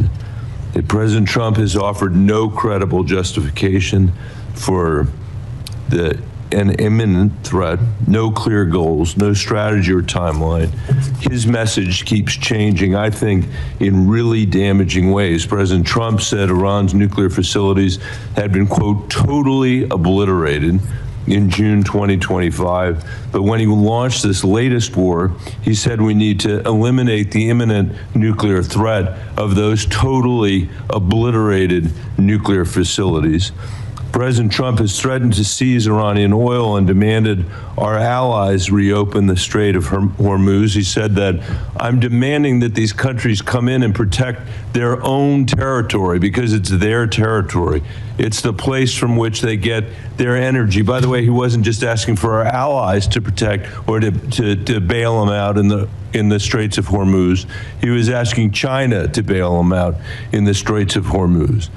And then he said, maybe we shouldn't even be here at all because we don't need it. We have a lot of oil. And he said, we do not need the help of anyone. President Trump has declared we've won the war. We won it in the first hour. But then he said, we're not leaving until the job is finished. He said that there is practically nothing left to bomb, but then threatened to bomb Iran again quote, just for fun. I think words that probably have never come out of a military leader in the history of the United States of America. It shouldn't come out of the mouth of a civilian leader. President Trump said he will end the war when I feel it in my bones. And anytime I want to end it, it will end. But, Director, the war is not ending. It is escalating with thousands of U.S. Marines reportedly sailing toward Iran on an unclear mission, a mission that's become less clear over days, not more clear. Our airstrikes wiped out Iran's missiles and supreme leader. Nobody here, and certainly me, is shedding a tear for him. But the Iranian people now live under martial law. And by the way, no surprise to our intelligence agencies that that's the case.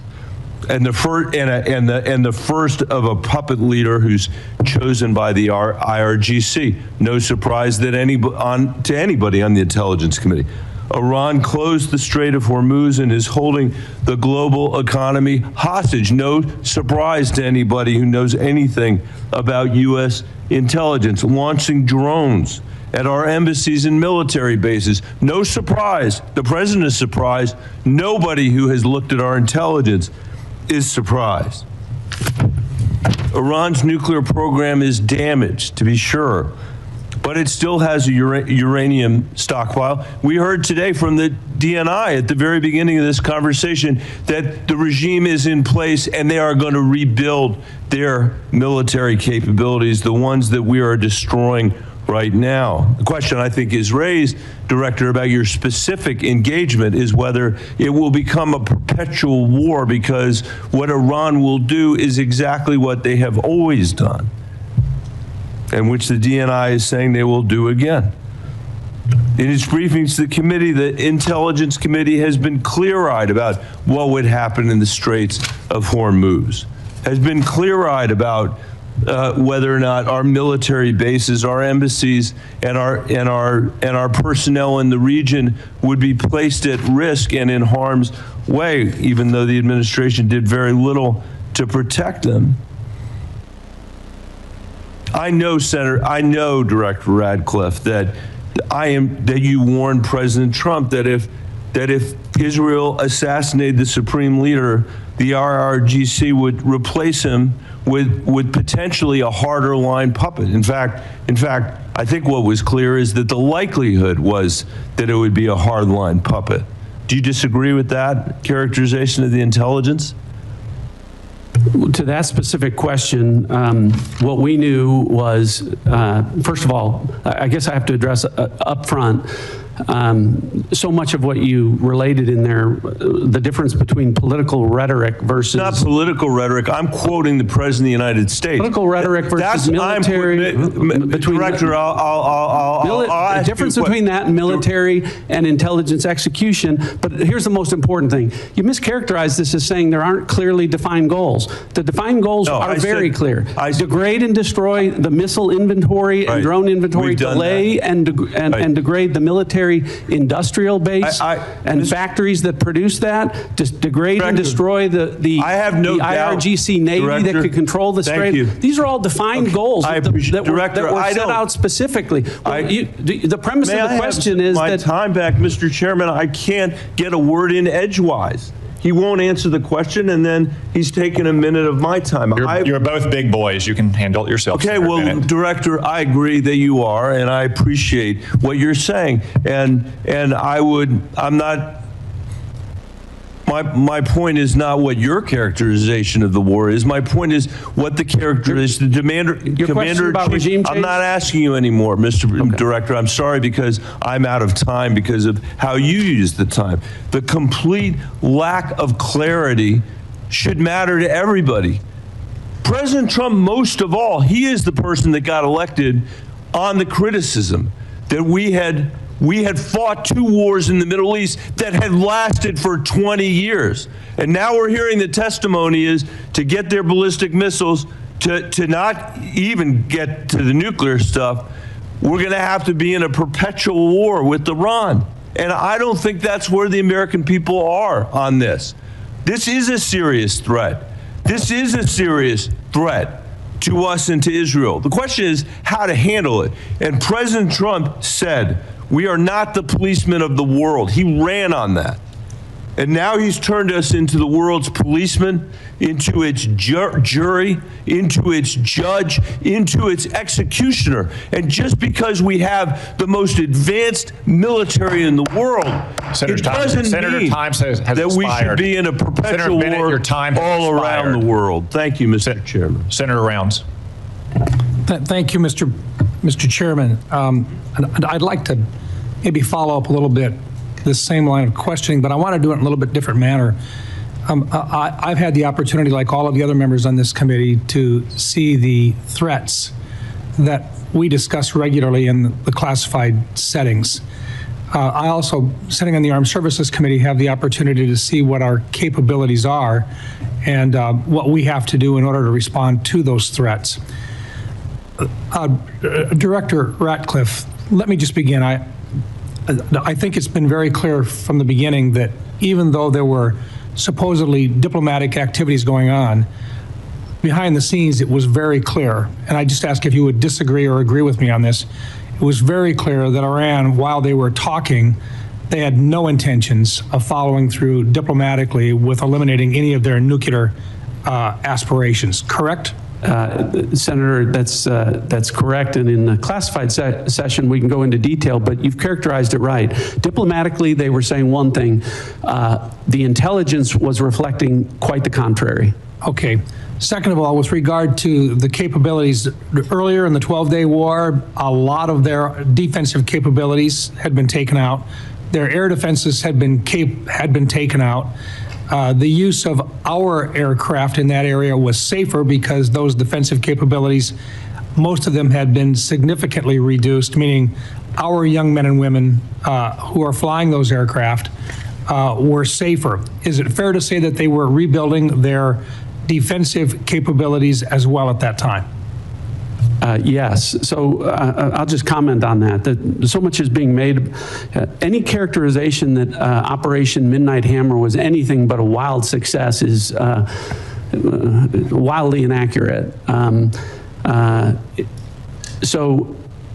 As a result of Operation Midnight Hammer, at the time of that, in the preceding 4 years, as is well documented and admitted to by the Iranians, they enriched uranium at least 440 kilograms at 60% for use that could be used for weapons grade to deliver a nuclear weapon.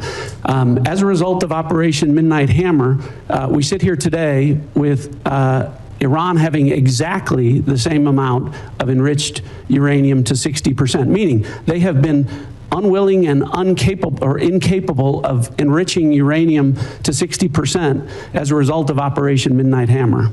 Okay, and let me go on because I think this is an important part of this. You also have to have a way of delivering a weapon. It's fair to say that they have short-term and intermediate-range ballistic missile availability today. Were they building additional short-range and mid-range ballistic missiles? Yes. Were they continuing to develop them? Continuing to develop them and at rates that were alarming. And what about our ability to respond to those? We have very good defensive capabilities, but it takes time for us to build our defensive capabilities. Were they building their offensive capabilities while they were negotiating with us at a faster rate than we could build defensive capabilities? Yes. Were they continuing to work at and deliver additional resources to terrorist organizations that were affiliated with them in the region? Yes. So in other words, while they were supposedly diplomatically working with us during that entire time, they were continuing with regard to their nuclear intentions. They were building additional missile systems to deliver or conventional weapon systems to threaten their neighbors. Their defensive capabilities were going to be increased, making our young men and women at risk when at some point in the future we would have to basically go in and clean the mess up. I think there was an opportunity here, and I think the president made the right choice when he decided at this time that simply for our advantage and for the young men and women that have to go in and do this, that this was a safer time, if there ever is such a thing as a safer time, but the right time for our nation to respond to this threat. Is that an appropriate way of putting it, sir? I agree with that. Thank you. I think the president made the right choice. It is never a good time for a war, but at some point you've got to look at what your best possibilities are for protecting those young men and women who are in harm's way. Let me move on for just a minute. Director Ratcliffe, let me just ask you this, because there's been a discussion, and we've never been able to talk about this in an unclassified setting, and I recognize it's sensitive, but 60 Minutes, there's been a report about Havana Syndrome and about individuals who are within the agency and within state departments that have actually had significant illnesses, some attributed, they believe, to outside sources.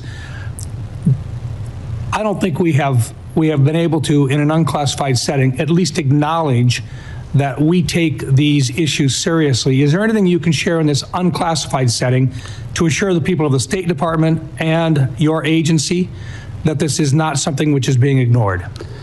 Thanks for the question. I can. I appreciate the opportunity to address that. Yes, we have to be careful about what we can say, and we can go into further detail in the classified session. But this is something that when I became the director, as you're aware, Senator, there are disparate opinions across the IC about what the cause of these AHIs may or may not be.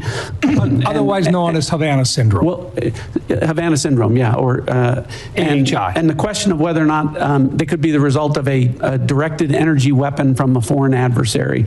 So when you, having been the DNI, understanding the role of the DNI is to coordinate across the IC when there are disparate opinions among agencies.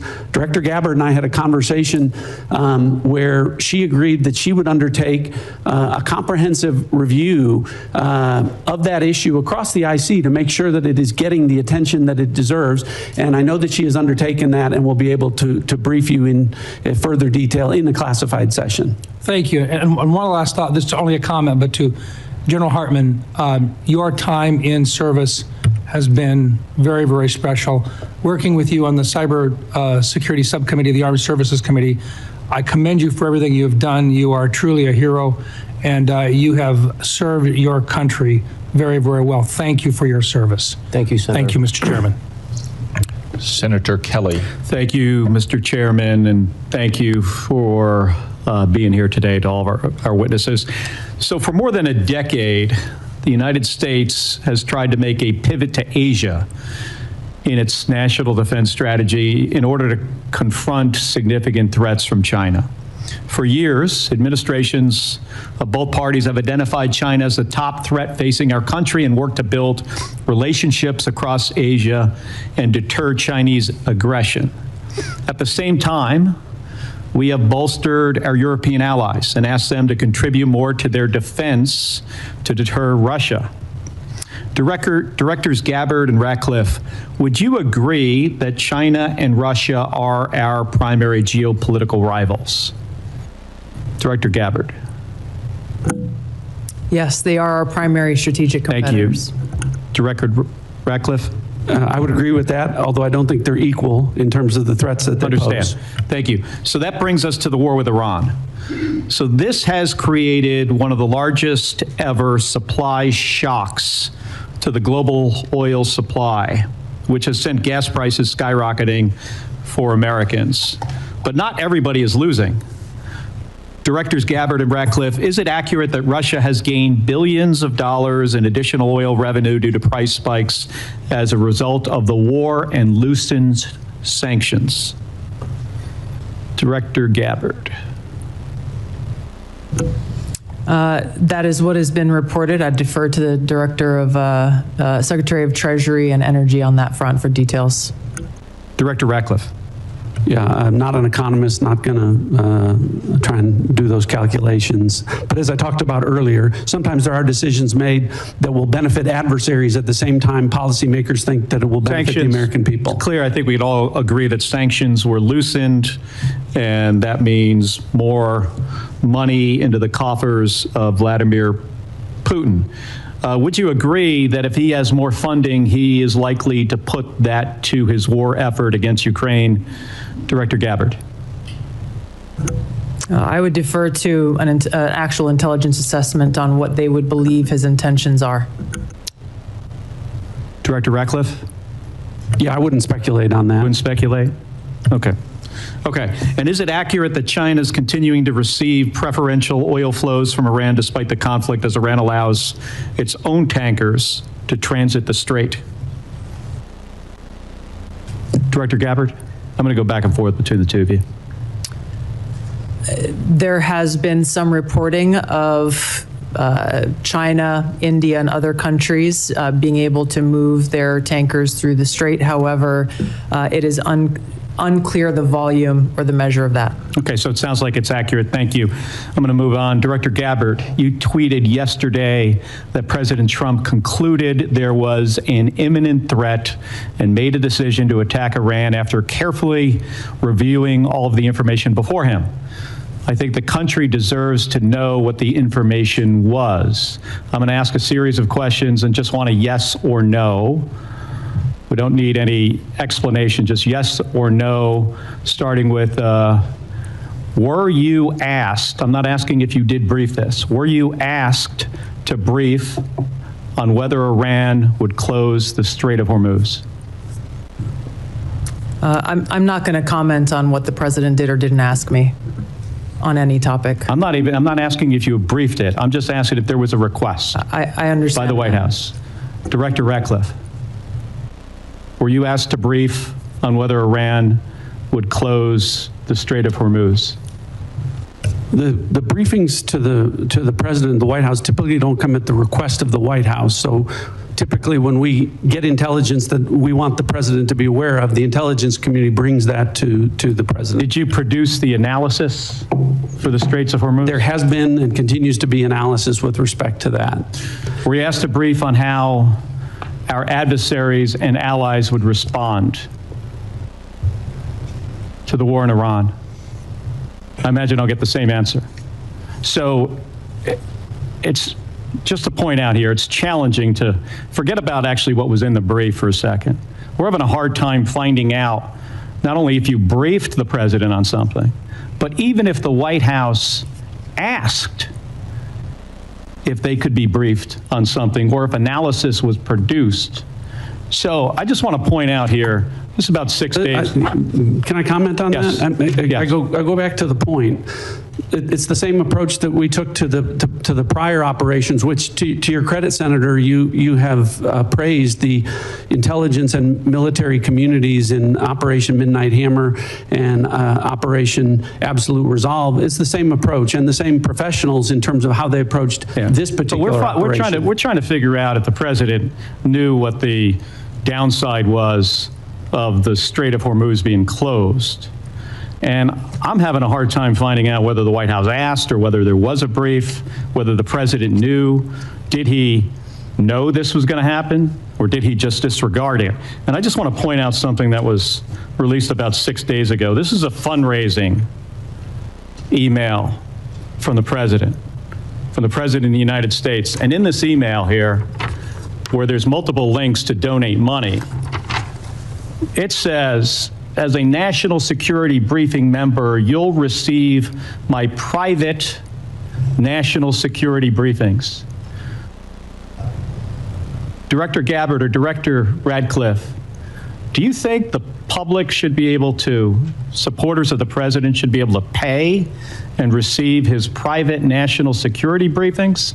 I assume these are briefings, Director Ratcliffe, that you provide to the president that is now going to be provided to somebody who makes a regardless donation. of what that I don't know what that document is, but regardless of what it says, it didn't happen. Oh no, this is new. But what I'm telling you is that the Hatch Act would prevent me from in an apolitical role from engaging in that. I'm not aware that anything like that happened. Yeah, this says unfiltered updates. So, Director Gabbard, do you have any comment on whether unfiltered updates of private national security briefings should be made to individuals that donate to the president? I'm not familiar with that document, and it's been made very public 6 days ago.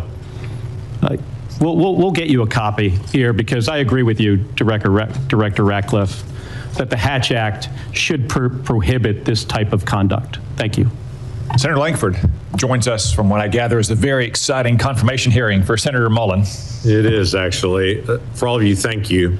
Thank you for the time that you give to the country to be able to serve, for your families and the sacrifice that you make to be able to do this, and all the professionals that work around you. Please pass on our gratitude to them because they work incredibly hard and difficult tasks in this. I want to talk about something that's a little closer to home on this. A lot of Oklahomans I talk to, and quite frankly, folks even outside the state on it, when they think about threats, they, as strange as this may sound to those of us that deal with missiles and ballistics, they think about the threat to their family and to their income and to who they are. And a lot of it is international scammers that are now reaching into the United States to be able to gather data or to be able to steal money from them. AI has accelerated this dramatically, and I know the Worldwide Threats has mentioned this and some of the challenges that we face on it. But the challenge is getting bigger. FBI had noted that in 2024, it was almost $17 billion that was assumed lost to scammers, a lot of those internationals. Some estimates are as high as $50 billion on it. AI continues to be able to accelerate the capabilities on it. OpenAI even noted now that they're putting online ads saying, if you've been scammed, here's a way to recover your money. And that is actually a scam. It's taking them to a fake FBI page where they can then turn in and to say, if you've been scammed, here's how the FBI is going to actually come help you to recover it. But even that page is fake, and they're going to be able to steal their information. This is accelerating at a pace that's pretty dramatic with the use of AI on this. Director Patel, I know that you guys are on it. I know that there's multiple entities on it, but this is a big challenge. And a lot of Americans are very, very concerned about the threat to their families. They may have their parents that are more vulnerable at this time and being targeted. How do we take some of this on to be able to confront what's happening online, to be able to attack people and to be able to scam them? Thank you, Senator. And it's with any other high priority operation that the FBI runs, whether it's CI/CT or we're talking about scamming and scam centers here. One, you have to drown and get online with your online covert employees and platforms, and we've increased funding. And we've also, what we've done strategically is move people out of Washington, D.C. on the intel analyst front and the support staff front to places like Oklahoma. Actually, every single state across the country has received a plus up because of that. And what we've created is the Internet Crime Complaint Center, the IC3, which I know you're familiar with and reference. So what we're doing on the homeland is going out into the streets of America, on the online platforms in America, and shutting down those networks and shutting down the capability of AI to interfere. But I think the bigger term project, what we're doing overseas, that's the key to this. Right. The scam center compounds are largely located in Cambodia and Burma and on the Thai border. I've already engaged with the premiers of each and every one of those countries. We've done so to switch off access to the internet with those governments to make sure that those compounds, they're literal compounds that are being built, and we can get into that in the classified center, that are fleecing Americans and senior citizens all the way from Southeast Asia because they are backed by the CCP to build those compounds because they know it's going to hurt everyday Americans. So us, which we have successfully already eliminated and scuttled, numerous compounds in Cambodia and Burma and Thailand, is the big picture, the big part of the lift overseas. What we're going to do is go into those countries and shut down every single scam center compound.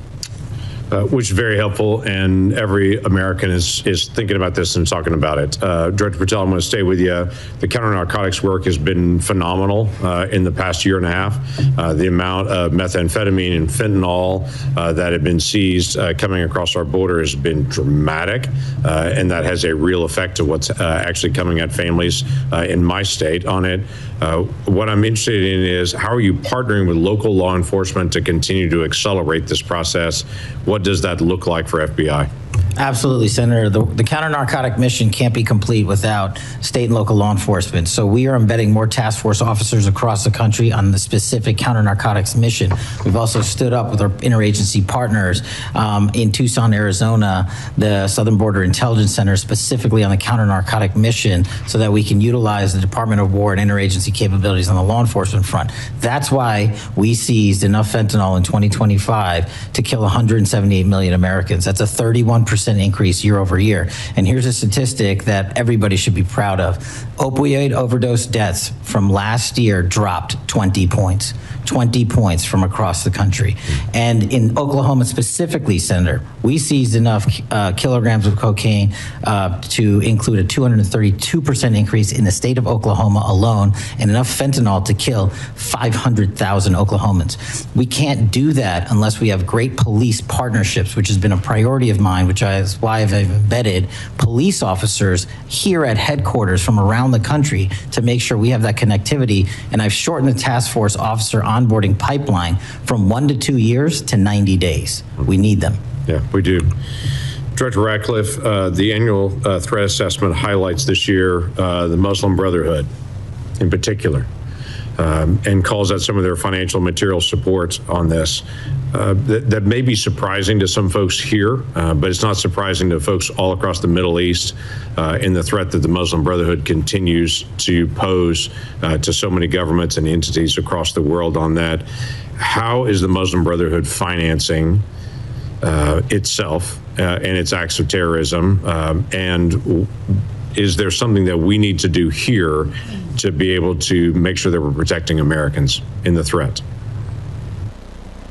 Senator, I think with regard to the Muslim Brotherhood abroad, we view that just as we do other proxies across the Middle East, the Houthis and other groups.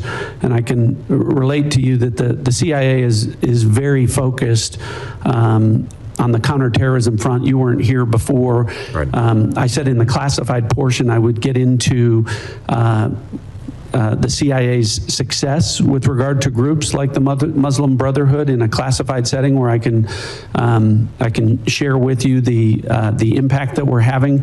But and across the board with regard to terrorist groups and our counterterrorism activities, I can publicly characterize it as saying we've accomplished more in the last year than in the 4 years of the prior administration combined. So hopefully it gives you some measure of comfort about how we're approaching things and the effectiveness that we've had in the last year in that regard. And I look forward to getting into detail in the classified portion. Look forward to that. Thank you. Senator Reid. Thank you very much, Mr. Chairman. Ladies and gentlemen, thank you. The Washington Post reported earlier this week, in their words, the U.S. intelligence assessments say Iran's regime likely to remain in place for now, weakened but more hardline, with the powerful Islamic Revolutionary Guard Corps security forces exerting greater control. Director Gabbard, do you stand by that reported intelligence community assessment? I don't stand by any leaked so-called intelligence to the media. I do stand by the intelligence community's assessment that was included in the annual threat assessment that speaks directly to this issue, that as of this moment, the regime maintains power within Iran, even though they are vastly degraded on almost every front. Do you think that the killing of the Ayatollah and his wife and other family members and key people contributed to the picking of a hardline successor? Senator, the intelligence community's assessment has pointed to a number of different scenarios that went into play with the selection of the successor. The details of that we can discuss in a closed hearing with regard to the intelligence reporting. Is the regime in Iran now trying to promote the deceased Ayatollah as a martyr who should be followed, and does that help them consolidate support? Senator, the Iranians are certainly using that as a call to action. The effects of that from an intelligence standpoint remain to be seen. There is a tradition in Shia, though, to honor martyrs. One of their greatest celebrations is the martyrdom of the grandson of Muhammad. Is that correct? That's right. So we might have played into their cultural biases erroneously. General Adams, what conditions do you assess would need to be present to make the regime collapse or necessitate, excuse my voice, unconditional surrender? And can it be done with air power alone? Senator, we have at the Defense Intelligence Agency put together a number of scenarios coordinated across the IC with regards to what we would forecast the future would be. There are 4 specific goals that we've been told to track and analyze with regards to the goals of the U.S. Effort. They've been articulated earlier in the hearing, so I won't hammer on those. But with regards to the collapse of the regime, specific perpetuation, like what would precipitate that, we would like to. I would prefer to talk about that in the classified hearing. Well, I understand, but there's a very basic question here. Will air power alone be able to destroy this regime, given the culture, the politics, the temperament of these people? The Iraq-Iran war lasted for 8 years with 1 million casualties. Do you think air power alone will do it? Senator, the capabilities that our joint force brings to bear can accomplish many missions. To forecast exactly what can and can't accomplish this goal, I prefer not to guess or prognosticate on that. Well, I'll recognize your professional position. U.S. Special Envoy Steve Witkoff recently stated that Russian leaders told Trump on a call that they were not sharing intelligence with Iran. Witkoff said, quote, "We can take them at their word." Director Gabbard and Ratcliffe, do you take President Putin at his word? I'll go ahead and answer. No, I don't take Vladimir Putin at his word.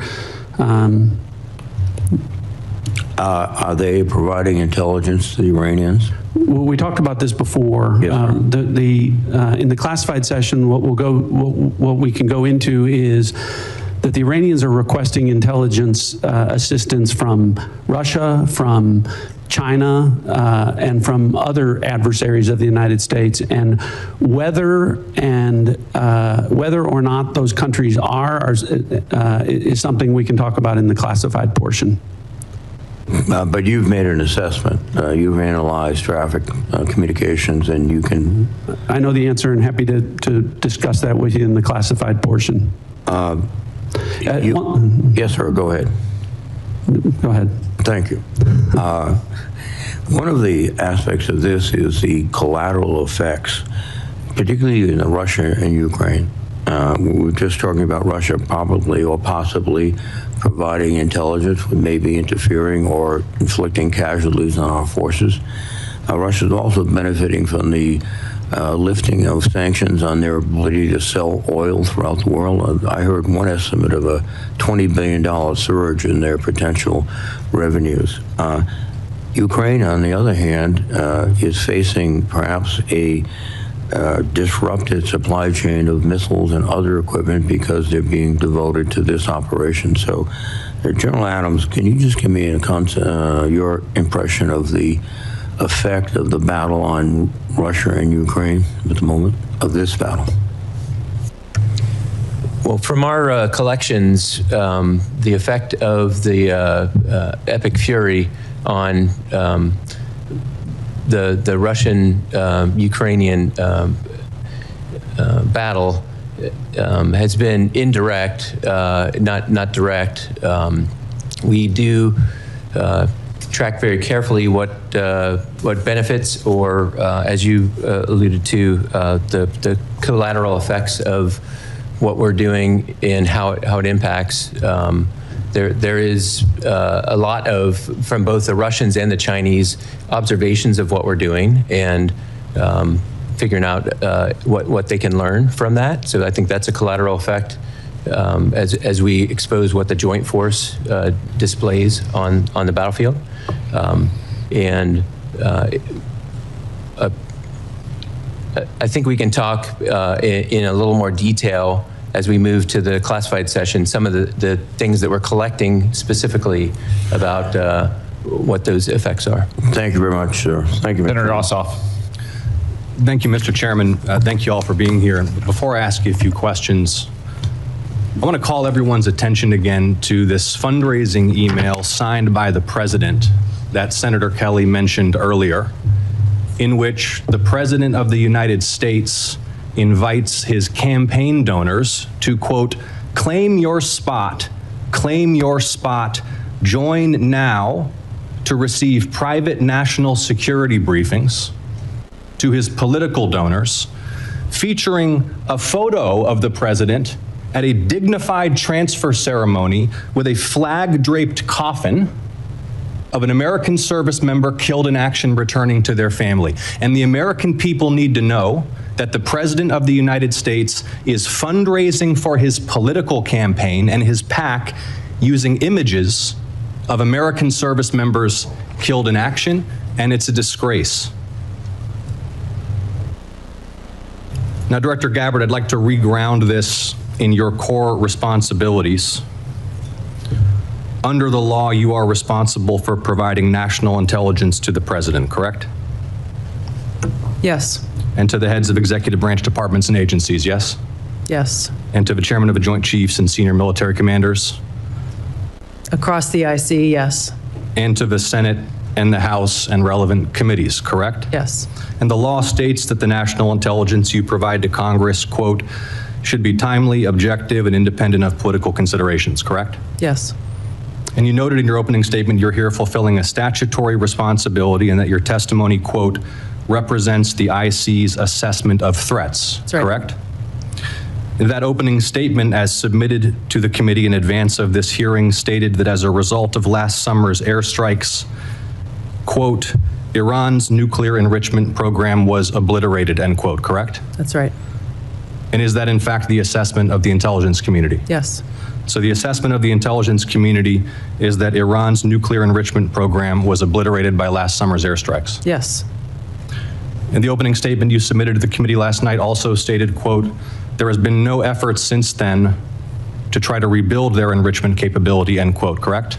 That's right. And that's the assessment of the intelligence community. Yes. The White House stated on March 1st of this year that this war was launched and was, quote, a military campaign to eliminate the imminent nuclear threat posed by the Iranian regime, end quote. That's a statement from the White House. Quote, the imminent nuclear threat posed by the Iranian regime. Was it the assessment of the intelligence community that there was an imminent nuclear threat posed by the Iranian regime? The intelligence community assessed that Iran maintained the intention to rebuild and to continue to grow their nuclear enrichment capability. Was it the assessment of the intelligence community that there was a, quote, imminent nuclear threat posed by the Iranian regime, yes or no? Senator, the only person who can determine what is and is not an imminent threat is the president. False. This is the worldwide threats hearing where you present to Congress national intelligence, timely, objective, and independent of political considerations. You've stated today that the intelligence community's assessment is that Iran's nuclear enrichment program was obliterated and that, quote, there had been no efforts since then to try to rebuild their enrichment capability. Was it the intelligence community's assessment that nevertheless, despite this obliteration, there was a, quote, imminent nuclear threat posed by the Iranian regime? Yes or no? It is not the intelligence community's responsibility to determine what is and is not an imminent threat. Okay. That is up to the president based on a volume of information it is precisely that he receives. It is precisely your responsibility to determine what constitutes a threat to the United States. This is the worldwide threats hearing where, as you noted in your opening testimony, quote, you represent the IC's assessment of threats. You are here to represent the IC's assessment of threats. That's a quote from your own opening statement. And so my question is, as you're here to present the IC's assessment of threats, was it the assessment of the intelligence community that, as the White House claimed on March 1st, there was a, quote, imminent nuclear threat posed by the Iranian regime? Yes or no? Once again, Senator, the intelligence community has provided the inputs that make up this annual threat assessment. You won't answer the question. It is the nature of the imminent threat that the president has to make that determination based on a collection and volume You're here of to be information and timely. intelligence that he is provided with. You're here to be timely, objective, and independent of political considerations. Exactly what I'm doing. No, you're evading a question because to provide a candid response to the committee would contradict a statement from the White House. Let me ask you about your presence in Fulton County on January 28th of this year. You were present at the FBI's raid on the Fulton County Elections Office on January 28th, correct? I was present for part of the FBI exercising a warrant approved by a municipal judge. Yes, and the FBI was there executing, that warrant to seize ballots and materials associated with the 2020 election, correct? Yes. And are you aware that members of this committee have already opened inquiries into your election-related activities? Yes. And are you aware that your general counsel and deputy general counsel have already provided testimony to this committee regarding those activities? Yes. On February 2nd, you sent a letter to Senator Warner regarding your presence at the raid. Was that letter accurate? I don't recall the exact date, but if I sent a letter that had my signature, it was accurate. You stated in the letter that your presence at the raid was, quote, requested by the president, correct? Yes. When did the president request your presence at the raid? The day of the raid, the warrant execution commencing. The day of the raid? Yes. He called you on the phone? I'm not going to disclose how the message was delivered, but it was a request from the president and his administration to go and help oversee this warrant being executed along with the deputy director of the FBI. Is it your role to thank oversee? the FBI agents who were conducting Is it your role to oversee the execution of criminal warrants? It is my role, based on statute that Congress has passed, to have oversight over election security, to include counterintelligence. But you said you oversaw the raid, correct? You just testified you oversaw the raid? Portions of it. Okay. Did you handle any ballots or election-related materials? No. You were inside an FBI evidence truck, correct? You were photographed inside an FBI evidence truck. It was an empty truck, yes. The president stated, quote, you looked at votes that wanted to be checked out. The senator's time is expired. Did you look at votes as the president Senator stated? Ossoff, your time has expired. You respond can for the have record? her. No, she cannot respond because. No, for the record, will the director please respond for the record to that question is my I'm happy question. to respond to questions for the record. Thank you, Director Gabbard. Thank you. Vice Chairman? I just want to, not going to go back to this issue. I'm sure we'll address in the closed setting, but I am very disappointed. This is the only one time a year the public gets to hear from you guys in this kind of setting. And the fact that we have repeated public reporting, including a major story in the Wall Street Journal today about China and Russia assisting Iran, which seems obvious and evident, and none of you would confirm that publicly, I think doesn't give the American people the full challenges of this war. I would add what I said earlier, that the media is not a classification authority, but certainly sounds like something Russia and China would do and that have done for decades in the past to Americans. To wrap up a little business here before we adjourn the open session, we will reconvene in 30 minutes in our usual location for the closed session. That's at 12:56 promptly. I do want to note for the record that Senator Young cannot join us. He is at Dover Air Force Base for the dignified transfer of remains for one of our fallen heroes, a Hoosier. And I would invite everyone to join Senator Young in praying for the family and friends of that soldier and all the soldiers who have given their life in the defense of our freedom and security.